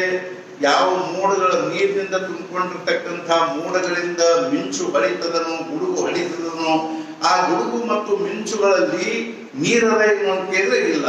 ಅಗ್ನಿಯಿಂದಲೇ ಧೂಮ್ರ, ಆದರೆ ಹೊಗೆಯಲ್ಲಿಲ್ಲ ವೈಶ್ವಾನರ. ಅರ್ಥಾತ್ ಅಗ್ನಿಯನ್ನು ಆ ಅಗ್ನಿಯಿಂದಲೇ ಧೂಮ್ರ ನಿರ್ಮಾಣವಾಗಿರ್ತಕ್ಕಂಥ, ಆದ್ರೆ ಅದು ಹೊಗೆ, ಆ ಹೊಗೆಯೊಳಗೆ ಏನಿಲ್ಲ ಅಂದ್ರೆ ಬೆಂಕಿಲ್ಲ. ಅದರಂತೆ ನನ್ನಿಂದಲೇ ವಿಕಾರ, ನಾನು ವಿಕಾರಿ ಅಲ್ಲ. ಅದರಂತೆಯೇ ನನ್ನಿಂದಲೇ ಏನಾಗಿದೆ ಅಂದ್ರೆ ಸಂಪೂರ್ಣ ವಿಶ್ವ ನಿರ್ಮಾಣ ಆಗಿದೆ, ಆದ್ರೆ ನಾನು ಈ ವಿಶ್ವದಲ್ಲಿ ಇಲ್ಲ. ಅದರಂತೆ ಶೋಧಿಸಲು ಆ ನೊರೆಯಲ್ಲಿ ಅರ್ಜುನ ನೀರು ಕಾಣದಲ್ಲಿ, ಅಥವಾ ಕಾಣುವ ಅನೇಕತೆ ಸ್ವಪ್ನದಲ್ಲಿ ಎತ್ತರವಾಗಲೂ ಇಲ್ಲ. ಭೂತಗಳು ಇದ್ದವು ನನ್ನಲ್ಲಿ, ನಾನಿರುವುದಿಲ್ಲ ಭೂತಗಳಲ್ಲಿ. ಭೂತ ಎಲ್ಲ ಅಂದ್ರೆ ಪಂಚಮಹಾಭೂತಗಳೆಲ್ಲ ನನ್ನಲ್ಲೇನೆ ಇವೆ, ಆದ್ರೆ ನಾನು ಮಾತ್ರ ಆ ಭೂತಗಳಲ್ಲಿ ಇಲ್ಲ. ಹೇಳಿರುವೆ ಹಿಂದಿನ ಸಂದರ್ಭದಲ್ಲಿ ವಿಚಾರ ನನಗೆ, ಆದ್ದರಿಂದ ಹೇಳಿದ್ದನ್ನೇ ಹೇಳಿ ಪುನರುಕ್ತಿಯೋ ಆಗಬಾರದೆಂದು ಮಾಡುವೆ ಸಮಾಪ್ತಿಯು. ಆದರೆ ನನ್ನಲ್ಲಿ ಏನಿಲ್ಲ ದೃಷ್ಟಿಯು ಸ್ಥಿರವಾಗಿರಲಿ. ಆದ್ರೆ ಏನಾಗಲಿ ಅಂದ್ರೆ ಪುನಃ ಅದನ್ನ ಹೇಳ್ಕೊತ ಕೂಡಬಾರ್ದು ಅನ್ನೋ ದೃಷ್ಟಿಯಿಂದ ಅಧ್ಯಾಯಿಗಳು ಶ್ಲೋಕ 12ನೇ ಶ್ಲೋಕದಲ್ಲಿ ಇದ ವಿಷಯ ಹೇಳಿದ್ರಿಂದ ಮತ್ತೆ ಪುನರಾವರ್ತನೆ ಆಗಬಾರದು ಅನ್ನೋ ದೃಷ್ಟಿಯಿಂದ ಈಗ ಸಾಕು ಅಂತ. ನಜಮತ್ಸಾನಿ ಭೂತಾನಿ ಪಶ್ಯಮಿ ಯೋಗಮೈಶ್ವರಂ, ಭೂತ ಬ್ರಹ್ಮತೆ ಭೂತಸ್ಥೋ ಮಮಾತ್ಮ ಭೂತ ಭಾವನಃ. ಕಲ್ಪನೆಯನ್ನು ಬಿಟ್ಟು ನೋಡಿದರೆ ಸರ್ವಭೂತಗಳು ನನ್ನಲ್ಲಿಯೂ ಇರುವುದಿಲ್ಲ. ಇನ್ನೊಂದು ಸ್ವಲ್ಪ ಸೂಕ್ಷ್ಮವಾಗಿ ವಿಚಾರ ಮಾಡಿ ನೋಡಿದ್ರೆ ಎಲ್ಲಾ ಭೂತಗಳು ನನ್ನಲ್ಲಿ ಇರ್ತಾವೆ ಅಂತ ಮೊದಲು ಹೇಳಿದ, ಆಮೇಲೆ ನಾನು ಭೂತಗಳಲ್ಲಿಲ್ಲ ಅಂತ ಆಮೇಲೆ ಹೇಳಿದ, ಆಮೇಲೆ ಮತ್ತೀಗ ಏನಂತಂದ್ರೆ ಆ ಭೂತಗಳು ನನ್ನಲ್ಲಿಲ್ಲ ಅಂತ ಹೇಳ್ದ. ಹೀಗೆ ನನ್ನ ಐಶ್ವರ್ಯ ಯೋಗವಿರುವುದು ಅದನ್ನು ನೋಡು, ನನ್ನ ಯೋಗದ ಐಶ್ವರ್ಯದ ಹೆಂಗದ ನೋಡು, ನನ್ನ ಯೋಗದ ಒಂದೇನು ಅಂತಂದ್ರೆ ಸಮೃದ್ಧಿ ಹೆಂಗದ ನೋಡು, ನನ್ನ ಯೋಗದ ಒಂದು ಸಾಮರ್ಥ್ಯ ಹೆಂಗದ ನೋಡು ಅಂತ ತಿಳ್ಕೊಂಡು ಹೇಳ್ತಾ ಇದ್ದಾನೆ. ನನ್ನ ಯೋಗದ ಶ್ರೀಮಂತಿಕೆ ಹೆಂಗದ ನೋಡು. ಅದೇ ರೀತಿಯಾಗಿ ಭೂತಗಳನ್ನು ಧಾರಣೆ ಮಾಡಿರುವ ಹಾಗೂ ಅಲಿಪ್ತವಾಗಿರುವ ಭೂತಗಳಲ್ಲಿ ಇಲ್ಲದಿರುವ ಅದೇ ರೀತಿಯಾಗಿ ಭೂತಗಳನ್ನು ಧಾರಣೆ ಮಾಡಿರುವ ಪಂಚಮಹಾಭೂತಗಳನ್ನು ನಾನೇ ಧಾರಣೆ ಮಾಡಿರ್ತಕ್ಕಂಥ ಹಾಗೂ ಅಲಿಪ್ತವಾಗಿರುವುದರಿಂದ ಆ ಭೂತಗಳಿಂದ ನಾನೇನಿದ್ದೀನಿ ಅತ್ಯಂತ ಅಲಿಪ್ತಿದ್ದೀನಿ. ಭೂತಗಳಲ್ಲಿ ಇಲ್ಲದಿರುವ ಆದ್ದರಿಂದ ನಾನು ಭೂತಗಳಲ್ಲಿ ಇಲ್ಲ, ಹಾಗೂ ಯಾವುದರಲ್ಲಿ ಭೂತಗಳ ಕಲ್ಪನೆ ಮಾಡಲಾಗುತ್ತದೆಯೋ ಇಂಥದೇ ನನ್ನ ಸ್ವರೂಪವಾಗಿರುತ್ತದೆ. ಮತ್ತೆ ಯಾವುದ್ರೊಳಗೆ ಆ ಭೂತಗಳನ್ನು ನಾವು ಭಗವಂತನಲ್ಲೇನೆ ಆ ಭೂತಗಳನ್ನು ಕಲ್ಪನೆ ಮಾಡಲಿಕ್ಕೆ ಶಕ್ಯ ಇದೆ. ಆದ್ರಿಂದ ಇರೋದಂದ್ರೆ ಅದು ಅಂಥದ್ದು ನನ್ನ ಸ್ವರೂಪ ಇದೆ ಅಂತ ಹೇಳ್ತಾರೆ. ಪ್ರಕೃತಿಯ ಆಚೆಗಿನ ಸ್ವರೂಪವನ್ನು ಕಲ್ಪನಾ ರಹಿತನಾಗಿ ನೋಡಲದನ್ನು ನಿಜವಲ್ಲ ಭೂತಗಳು ನನ್ನಲ್ಲಿರುವುದೇನು, ಕಾರಣ ಎಲ್ಲವೂ ನಾನೇ. ಪ್ರಕೃತಿಯ ಆಚೆಗಿನ ಸ್ವರೂಪವನ್ನು ಕಲ್ಪನಾ ರಹಿತನಾಗಿ ನೋಡಲದನ್ನು ನಾವು ಕಲ್ಪನೆಯನ್ನು ಬಿಟ್ಟು ಅರ್ಥಾತ್ ಏನು ಪ್ರಕೃತಿಯ ಆಚೆ ಇರ್ತಕ್ಕಂತಹ ನನ್ನ ಸ್ವರೂಪವನ್ನ ಈ ಅಷ್ಟಧಾ ಪ್ರಕೃತಿ ಅಥವಾ ಈ ಅರ್ಥ ಗುಣತ್ರಯಗಳು ಈ ಪಂಚಮಹಾಭೂತಗಳು ಇವೆಲ್ಲ ಏನವನು ಇವುಗಳ ಆಚೆ ಇರತಕ್ಕಂಥ ನನ್ನನ್ನು ಕಲ್ಪನಾ ರಹಿತನಾಗಿ ನೋಡಲದನ್ನು ನಾವು ಎಲ್ಲಿವರೆಗೂ ನಮ್ಮ ಮನಸ್ಸಿನೊಳಗೆ ಅನೇಕ ಪ್ರಕಾರವಾಗಿರ್ತಕ್ಕಂಥ ಕಲ್ಪನೆಗಳಿಂದ ನಮ್ಮ ಮನಸ್ಸು ಬುದ್ಧಿ ತುಂಬಿಕೊಂಡಿರ್ತದನೋ ಅಲ್ಲಿವರೆಗೂ ನಮ್ಮ ಪರಮಾತ್ಮನ ಅನುಭವ ಬರ್ಲಿಕ್ಕೆ ಶಕ್ತಿ ಇಲ್ಲ ಅಂತ. ಆದ್ರಿಂದ ನಿರ್ವಿಚಾರ ವೈಶಾರದ್ಯ ಅಧ್ಯಾತ್ಮ ಪ್ರಸಾದ ಅಂತ ನಿರ್ವಿಚಾರ ಆಗೋದ್ರೊಳಗೆ ವಿಚಾರದಾದ್ರೆ ಮಾತ್ರ ಇದಕ್ಕೆ ಏನೇನು ದುಡ್ಡು ಖರ್ಚಾಗೋದಿಲ್ಲ, ಏನೇನು ಕಷ್ಟಪಡಬೇಕಾದಿಲ್ಲ. ಮನಸ್ಸನ್ನು ನಾವು ನಿರ್ವಿಚಾರ ಮಾಡ್ಕೋಬೇಕು. ಅದನ್ನ ಹೆಂಗ್ ಮಾಡ್ಕೋಬೇಕು, ಹೆಂಗ್ ಮಾಡ್ಕೋತಿರೋ ಮಾಡ್ಕೊಳ್ಳಿ. ಆದ್ರೆ ಮುಖ್ಯವಾಗಿ ಏನು ಅಂದ್ರೆ ಮನಸ್ಸು ನಿರ್ವಿಚಾರ ಆದ ಕೂಡಲೇ ಆ ದಿವ್ಯವಾಗಿರ್ತಕ್ಕಂಥ ಪ್ರಕೃತಿಗೆ ಅತೀತವಾಗಿರ್ತಕ್ಕಂಥ ಮತ್ತು ಯಾವುದೇ ಇಂದ್ರಿಯ ಮನಸ್ಸು ಬುದ್ಧಿಗಳಿಗೆ ಅಗೋಚರವಾಗಿರ್ತಕ್ಕಂಥ ಯಾವ ಪರಮಾತ್ಮ ತತ್ವದನೋ ಅದು ನಮಗೆ ಸ್ಪಷ್ಟವಾಗಿ ಅನುಭವದಲ್ಲಿ ಬರ್ತದೆ. ಆದ್ದರಿಂದ ಕಲ್ಪನಾ ರಹಿತನಾಗಿ ನೋಡದನ್ನು ನಿಜವಲ್ಲ ಭೂತಗಳು ನನ್ನಲ್ಲಿರುವುದೇನು ಕಾರಣ ಎಲ್ಲವೂ ನಾನೇ. ಆ ಭೂತಗಳು ನನ್ನಲ್ಲವ ಅಂತನ್ನುವಂಥದ್ದು ನಾನು ಹೇಳ್ಬೇಕಾದ್ರೆ ಮನೆಯಲ್ಲಿ ಅರ್ಥಾತ್ ಏನು ಅಂದ್ರೆ ವಸ್ತುಗಳಿವೆ ಅಂತ ಹೇಳ್ಬೇಕಾದ್ರೆ ಮನಿ ಬ್ಯಾರೆ ವಸ್ತು ಬ್ಯಾರೆ ಅಂತ ಹೇಳಿದಂಗೆ ಆಗ್ತದೆ. ಆದ್ರೆ ಎಲ್ಲಾನು ಒಂದೇ ಅಂತ ಆದಾಗ ಅದ್ರೊಳಗೆ ಇದದ ಆದದ ಅಂತ ಹೇಳುವಂತ ಪ್ರಶ್ನೆ ಬರಂಗಿಲ್ಲ. ಆದರೂ ಸಂಕಲ್ಪದ ಸಾಯಂಕಾಲದಲ್ಲಿ ಕ್ಷಣ ಹೊತ್ತು ಬುದ್ಧಿಯ ಕಣ್ಣು ಮಂದವಾದಲ್ಲಿ ಅಖಂಡತೆ ಇದ್ದರೂ ಮಬ್ಬುಗತ್ತಲೆಯಲ್ಲಿ ಭೂತ ಭಿನ್ನ ತೂರು. ಅದೇ ರೀತಿಯಾಗಿ ಸಂಕಲ್ಪದ ಸಾಯಂಕಾಲವಾದಾಗ ಅಂದ್ರೆ ಸಂಕಲ್ಪಗಳೆಲ್ಲ ಏನೋನು ಅದಕ್ಕೆ ಮಂದಾದಾಗ ಕ್ಷಣ ಹೊತ್ತು ಬುದ್ಧಿಯ ಕಣ್ಣು ಮಂದವಾದಲ್ಲಿ ಅಖಂಡತೆ ಇದ್ದರೂ ಮಬ್ಬುಗತ್ತಲೆಯಲ್ಲಿ ಭೂತ ಭಿನ್ನವಾಗಿ ತೋರು. ಅಖಂಡತೆ ಇದ್ದರೂ ಸಹಿತ ಏನಾಗ್ತದೆ ಅಂತಂದ್ರೆ ಆ ಭೂತಗಳ ಬೇರೆ ಬೇರೆ ಆಗಿ ಕಾಣ್ತದೆ ಅನ್ನುವಂತ ಮುಂದಿನ ವಿಚಾರಗಳನ್ನ ನಾವು ನಾಳಿನ ಸತ್ಸಂಗದಲ್ಲಿ ಶ್ರವಣ ಮಾಡೋಣ. ನಿಜವಾಗಿಯೂ ಸದ್ಗುರುಗಳ ಒಂದು ದಿವ್ಯ ಅನುಗ್ರಹದಿಂದ ನಮ್ಮ ಜೀವನದಲ್ಲಿ ಇದೊಂದು ಸುವರ್ಣಾವಕಾಶ, ಸುವರ್ಣ ಎಲ್ಲಿ ತರಿಸುವರ್ಣ ಅರ್ಥಾತ್ ಏನಂದ್ರೆ ಇದೊಂದು ದಿವ್ಯವಾಗಿರ್ತಕ್ಕಂಥ ಅವಕಾಶ ನಮಗೆ ಪ್ರಾಪ್ತವಾಗಿದೆ. ಅದನ್ನು ನಾವು ಅಕಂಠ ಸೇವನೆ ಮಾಡಿ ಜ್ಞಾನೇಶ್ವರ ಮಹಾರಾಜರ ಈ ದಿವ್ಯ ವಿಚಾರಗಳನ್ನ ನಾವು ಅಕಂಠ ಸೇವನೆ ಮಾಡಿ ನಮ್ಮ ಜೀವನವನ್ನ ನಾವು ಏನ್ ಮಾಡ್ಕೊಂಡ್ಬಿಡೋಣ ಅಂದ್ರೆ ಸಾರ್ಥಕ ಮಾಡ್ಕೊಂಡ್ಬಿಡೋಣ ಅನ್ನೋದನ್ನು ಹೇಳಿ ಇದೇ ರೀತಿಯಾಗಿ ನಾಳೆ ಬೆಳಿಗ್ಗೆ 6:30ಕ್ಕೆ ನಾಳಿನ ಒಂದು ಈ 2 ಪಿರಿಯಡ್ಗಳ ಸಬ್ಜೆಕ್ಟ್ಗಳನ್ನ ನಾವು ಬದಲು ಮಾಡ್ತಾ ಇದ್ದೀವಿ. ಬೆಳಗಿನ ಸಬ್ಜೆಕ್ಟ್ ಏನದನ್ನು ಅದನ್ನು 9ನೇ ಅಧ್ಯಾಯ ಇಟ್ಕೊಂಡು ಮಧ್ಯಾಹ್ನ 11:30 ಸಬ್ಜೆಕ್ಟ್ ಏನದನ್ನು ಅದನ್ನ 12ನೇ ಅಧ್ಯಾಯ ಇಟ್ಕೊಳ್ಬೇಕು ಅನ್ನುವಂಥದ್ದು. 11:30ರಿಂದ 12 ಆಗೋದ್ರಿಂದ ಅಲ್ಲಿ 12ನೇ ಅಧ್ಯಾಯ ಓದೋದು ಇದಕ್ಕೆ ಸೂಕ್ಷ್ಮವಾದ ಮುಖ್ಯ ಕಾರಣ ಏನು ಅಂದ್ರೆ ಬೆಳಿಗ್ಗೆ ರಾತ್ರಿ ಬಹಳಷ್ಟು ನಿದ್ದೆ ಆಗಿರಂಗಿಲ್ಲ ಕೆಲವರಿಗೆ. ಯಾಕಂದ್ರೆ ನಾವು 4:30ಗೆ ಅದು ಹೇಳ್ಬೇಕಾಗ್ತದೆ. ಆದ್ರಿಂದ 12ನೇ ಅಧ್ಯಾಯ ಉದ್ದಗ ಓದ್ಕೋತ ಹತ್ತು ಕೂಡಲೇ ಅರ್ಥಾತ್ ಏನು ಅಂದ್ರೆ ಚೆನ್ನಾಗಿ ಕಣ್ಣು ಮುಚ್ಚಲಿಕ್ಕೆ ಹತ್ತು ಬಿಡ್ತಾವೆ. ಮತ್ತು ಎಷ್ಟೋ ಜನರು ಮನೆಗಳಲ್ಲಿ ಸಹಿತ ಪರಿಸ್ಥಿತಿ ಹೆಂಗಿರ್ತ ಅಂದ್ರೆ ಅವರಿಗೆ ಸೂರ್ಯ ಹುಟ್ಟಿ ಎಷ್ಟೊತ್ತಾಗಪ್ಪ ಅಂದ್ರೆ 2 ತಾಸು ಆಯ್ತು ಅಂತ ಹೇಳುವಂತಹ ಪರಿಸ್ಥಿತಿ ಇರ್ತದೆ. ಅಂದ್ರೆ ಅವ್ರು ಹೇಳೋದು 7 8 ಹಿಂಗೆ ಹೇಳ್ತಿರ್ತಾರೆ. ಅಂಥವ್ರಿಗೆ ಇದನ್ನು ಕೇಳಬೇಕು ಅನ್ನೋ ಉತ್ಸುಕತೆಯಿಂದ ಪಾಪ ಅವರಿಗೆ 5 ಲಘುನ ಎದ್ದು ಬೇಗನೆ ಎದ್ದು ಅವ್ರಿಗೆ ಏನ್ ಮಾಡ್ಬೇಕಾಗಿರುತ್ತೆ ಕೇಳ್ಕೊತ ಕೂಡ್ಬೇಕಾಗಿರುತ್ತದೆ. ಆವಾಗ ಅರ್ಥಾತ್ ಈ ಮಗಳೂ ಬಲ್ಸರಿವ ಪ್ರವಚನಗಳಲ್ಲಿನೂ ಬಹಳಷ್ಟು ಮಾರ್ಮಿಕ ವಿಷಯಗಳಿವೆ. ಸಾಕಷ್ಟು ಅವ್ರದ್ದು ವಿನೋದದ ಪ್ರಸಂಗ ಇರ್ತಾರೆ. ವಿನೋದವನ್ನು ಮುಖ್ಯವಾಗಿ ಅವರು ಹೇಳ್ತಿರ್ತಾರೆ. ಆದ್ರೂ ಸಹಿತ ಸುಮ್ಮನೆ ಓದ್ಕೊತ ಹೋಗ್ತಾ ಇರೋದ್ರಿಂದಾಗಿ ಅಲ್ಲಿ ಸ್ವಲ್ಪ ಏನಾಗ್ಲಿಕ್ಕೆ ಶಕ್ತಿ ಇದೆ ಅಂದ್ರೆ ಕಣ್ಣು ಮುಚ್ಚೋದು, ಸ್ವಲ್ಪ ತೂಕಳಿಸೋದು, ಆಕಳಿಸೋದು ಇತ್ಯಾದಿಗಳೆಲ್ಲ. ಅರ್ಥಾತ್ ಏನು ಅಂದ್ರೆ there are 4 keys before sleep ಅಂತ ಹೇಳ್ತಾರೆ. ಇದು ನಿದ್ದೆಗಿಂತ ಮೊದಲು 4 ಕೀಸ್ ಅವ ಅಂತ. ಅದ್ರೊಳಗೆ ಮೊದಲೇದೇನು ಅಂದ್ರೆ ಬ್ಯಾಸರ ಕೀ, ಆಮೇಲೆ 2ನೇದೇನು ಅಂದ್ರೆ ಆಕಳ ಕೀ, 3ನೇದೇನು ಅಂದ್ರೆ ತೂಕಳ ಕೀ. ಇದಿಲ್ಲ ಒಂದ್ ಮಾಡ್ತೀವಿ.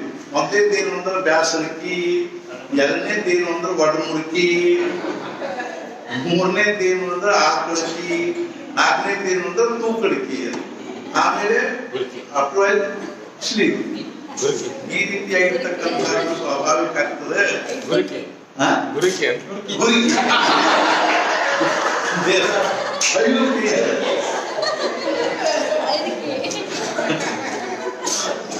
ಆಮೇಲೆ ಗುರಿಕಿ. ಆದ್ರಿಂದ ಅವಾಗ ಸ್ವಲ್ಪ ಹಿಂಗನ್ನ ಅರ್ಥಾತ್ ಏನು ನಕ್ಕು ನಗಿಸುವಂತ ಪ್ರಸಂಗ ಬೆಳಿಗ್ಗೆ ಇದ್ದು ಸ್ವಲ್ಪ ಎತ್ತರ ಇರ್ತಾರೆ. ಎಲ್ಲಾರು ಒಂದು ಇದನ್ನು ಬೆಳಿಗ್ಗೆ ಹಾಕೊಂಡು ಅದನ್ನ ಈಗ ಬೇಕಾದ್ರೆ ರೂಪಿಸಿಕೊಂಡು ನಾವು ಓದಿಬಿಡ್ತೀವಿ ಅಂತ ತಿಳ್ಕೊಂಡು 12ನೇ ಅಧ್ಯಾಯವನ್ನ ನಾವು ಈ ಸಮಯದಲ್ಲಿ ಮಾಡೋಣ. ಈ ಒಂದು ಓದುವಾಗಲೂ ಸಹಿತ ನಾವು ಕೊನೆಗೆ ಜ್ಞಾನೇಶ್ವರ ಮಹಾರಾಜರ ಕೃತಿ ಕಳಕಳಿಯಿಂದ ಮಾಡತಕ್ಕಂಥ ಪ್ರಾರ್ಥನೆಯನ್ನ ನಾವೆಲ್ಲರೂ ಮಾಡಿ ಆಮೇಲೆ ಏನಂತಂದ್ರೆ ಜ್ಞಾನೇಶ್ವರಿಯನ್ನು ನಾವು ಸಮಾಪನೆ ಮಾಡ್ತೀವಿ. ಅದಾದ್ಮೇಲೆ ನೈವೇದ್ಯ ಪ್ರಸಾದ, ನೈವೇದ್ಯ ಆರತಿ ಆಗ್ತದೆ, ಅದಾದ್ಮೇಲೆ ಪ್ರಸಾದ ಆಗ್ತದೆ. ಆದ್ರಿಂದ ನಾನು ಮಹಾರಾಜರಲ್ಲಿ ಅರ್ಥಾತ್ ಮುಂಚೆ ಪ್ರಸಾದವನ್ನು ಓದಿ ಆಮೇಲೆ ಎಲ್ಲರಿಗೂ ಮಹಾರಾಜರ ಅನುಗ್ರಹ ಮಾಡಿ ಅಂತ ತಿಳ್ಕೊಂಡು ಹೇಳ್ಕೊತೀನಿ. ಈಗ ಈ ವಿಶ್ವಾತ್ಮಕ ದೇವನನ್ನು ಈ ವಾಕ್ಯದಿಂದ ಪೋಷಿಸುವೆನು, ಸಂತುಷ್ಟನಾಗಿ ಕೊಡಬೇಕಿದನ್ನು ಪ್ರಸಾದದಾನ. ದುಷ್ಟರ ಕುಟಿಲತೆ ದೂರವಾಗಲಿ, ಸತ್ಕರ್ಮದಲ್ಲಿ ಪ್ರೀತಿ ಹೆಚ್ಚಾಗಲಿ, ಪ್ರಾಣಿ ಮಾತ್ರದಲ್ಲಿ ಪ್ರೇಮ ಬೆಳೆಯಲಿ, ದಿಗ್ವಭಾವದಿಂದ ದೂರವಾಗಲಿ ಪಾಪ ತಿಮಿರ, ವಿಶ್ವಕಾನಲಿ ಸ್ವಧರ್ಮ ಭಾಸ್ಕರ, ಪಡೆಯಲಿ ಪ್ರಾಣಿ ಮಾತ್ರ ಬಯಸಿದ್ದೆಲ್ಲ, ವರ್ಷಿಸುತ್ತ ಸಕಲ ಮಂಗಲ, ಸಂತಸము ಬೈಗಿ ಜನಿಷ್ಠೆಯುಳ್ಳ, ಭೂಮಂಡಲದಲ್ಲಿ ಸದಾಕಾಲ ಗಟ್ಟಿಯಾಗಲಿ ಜನರಿಗೆ, ಸಕಲ ಕಲ್ಪತರುಗಳ ತೋಟವು, ಚೈತನ್ಯ ಚಿಂತಾಮಣಿಯ ಗ್ರಾಮವು, ಮಾತನಾಡುವ ಸಮುದ್ರವು ಅಮೃತದ ಚಂದ್ರರಾಗಿದ್ದು ಅಲಾಂಛನ, ಸೂರ್ಯರಾಗಿದ್ದು ತಾಪಹೀನ, ಸದಾ ಸರ್ವದೆಯೂ ಸಜ್ಜನ ಸುಹೃದರಾಗಿರಲಿ, ಹೆಚ್ಚೇನು ಸರ್ವವಾಗಿ ಶ್ರುತಿಗಳು, ಸಂಪೂರ್ಣ ಮೂರು ಲೋಕಗಳು ಭಜಿಸಲಿ ಯಾವಾಗಲೂ ಆದಿಪುರುಷನನ್ನು, ಹಾಗೂ ಗ್ರಂಥೋಪಜೀವಿಗಳಿಗೆ ವಿಶೇಷವಾಗಿ ಲೋಕದೊಳಗೆ ದುಷ್ಟಾದೃಷ್ಟ ವಿಜಯವರಿಗೆ ಪ್ರಾಪ್ತವಾಗಲಿ. ಆಗ ಶ್ರೀ ವಿಶ್ವೇಶ್ವರಂತನು ಪಡೆದುಕೋ ಪ್ರಸಾದ ದಾನವನ್ನು, ಈ ವರದಿಂದ ಶ್ರೀ ಜ್ಞಾನದೇವನು ಸುಖಿಯಾದನು. सद्गुरुनाथ महाराज की जय। श्री ज्ञानदेव तुकाराम पंडरनाथ महाराज की जय। ब्रह्मांड नायक राजा सच्चिदानंद सद्गुरु श्री ब्रह्म चैतन्य महाराज की जय। सद्गुरु श्री ब्रह्मानंद महाराज जय जय जय। रघुवीर समर्थ।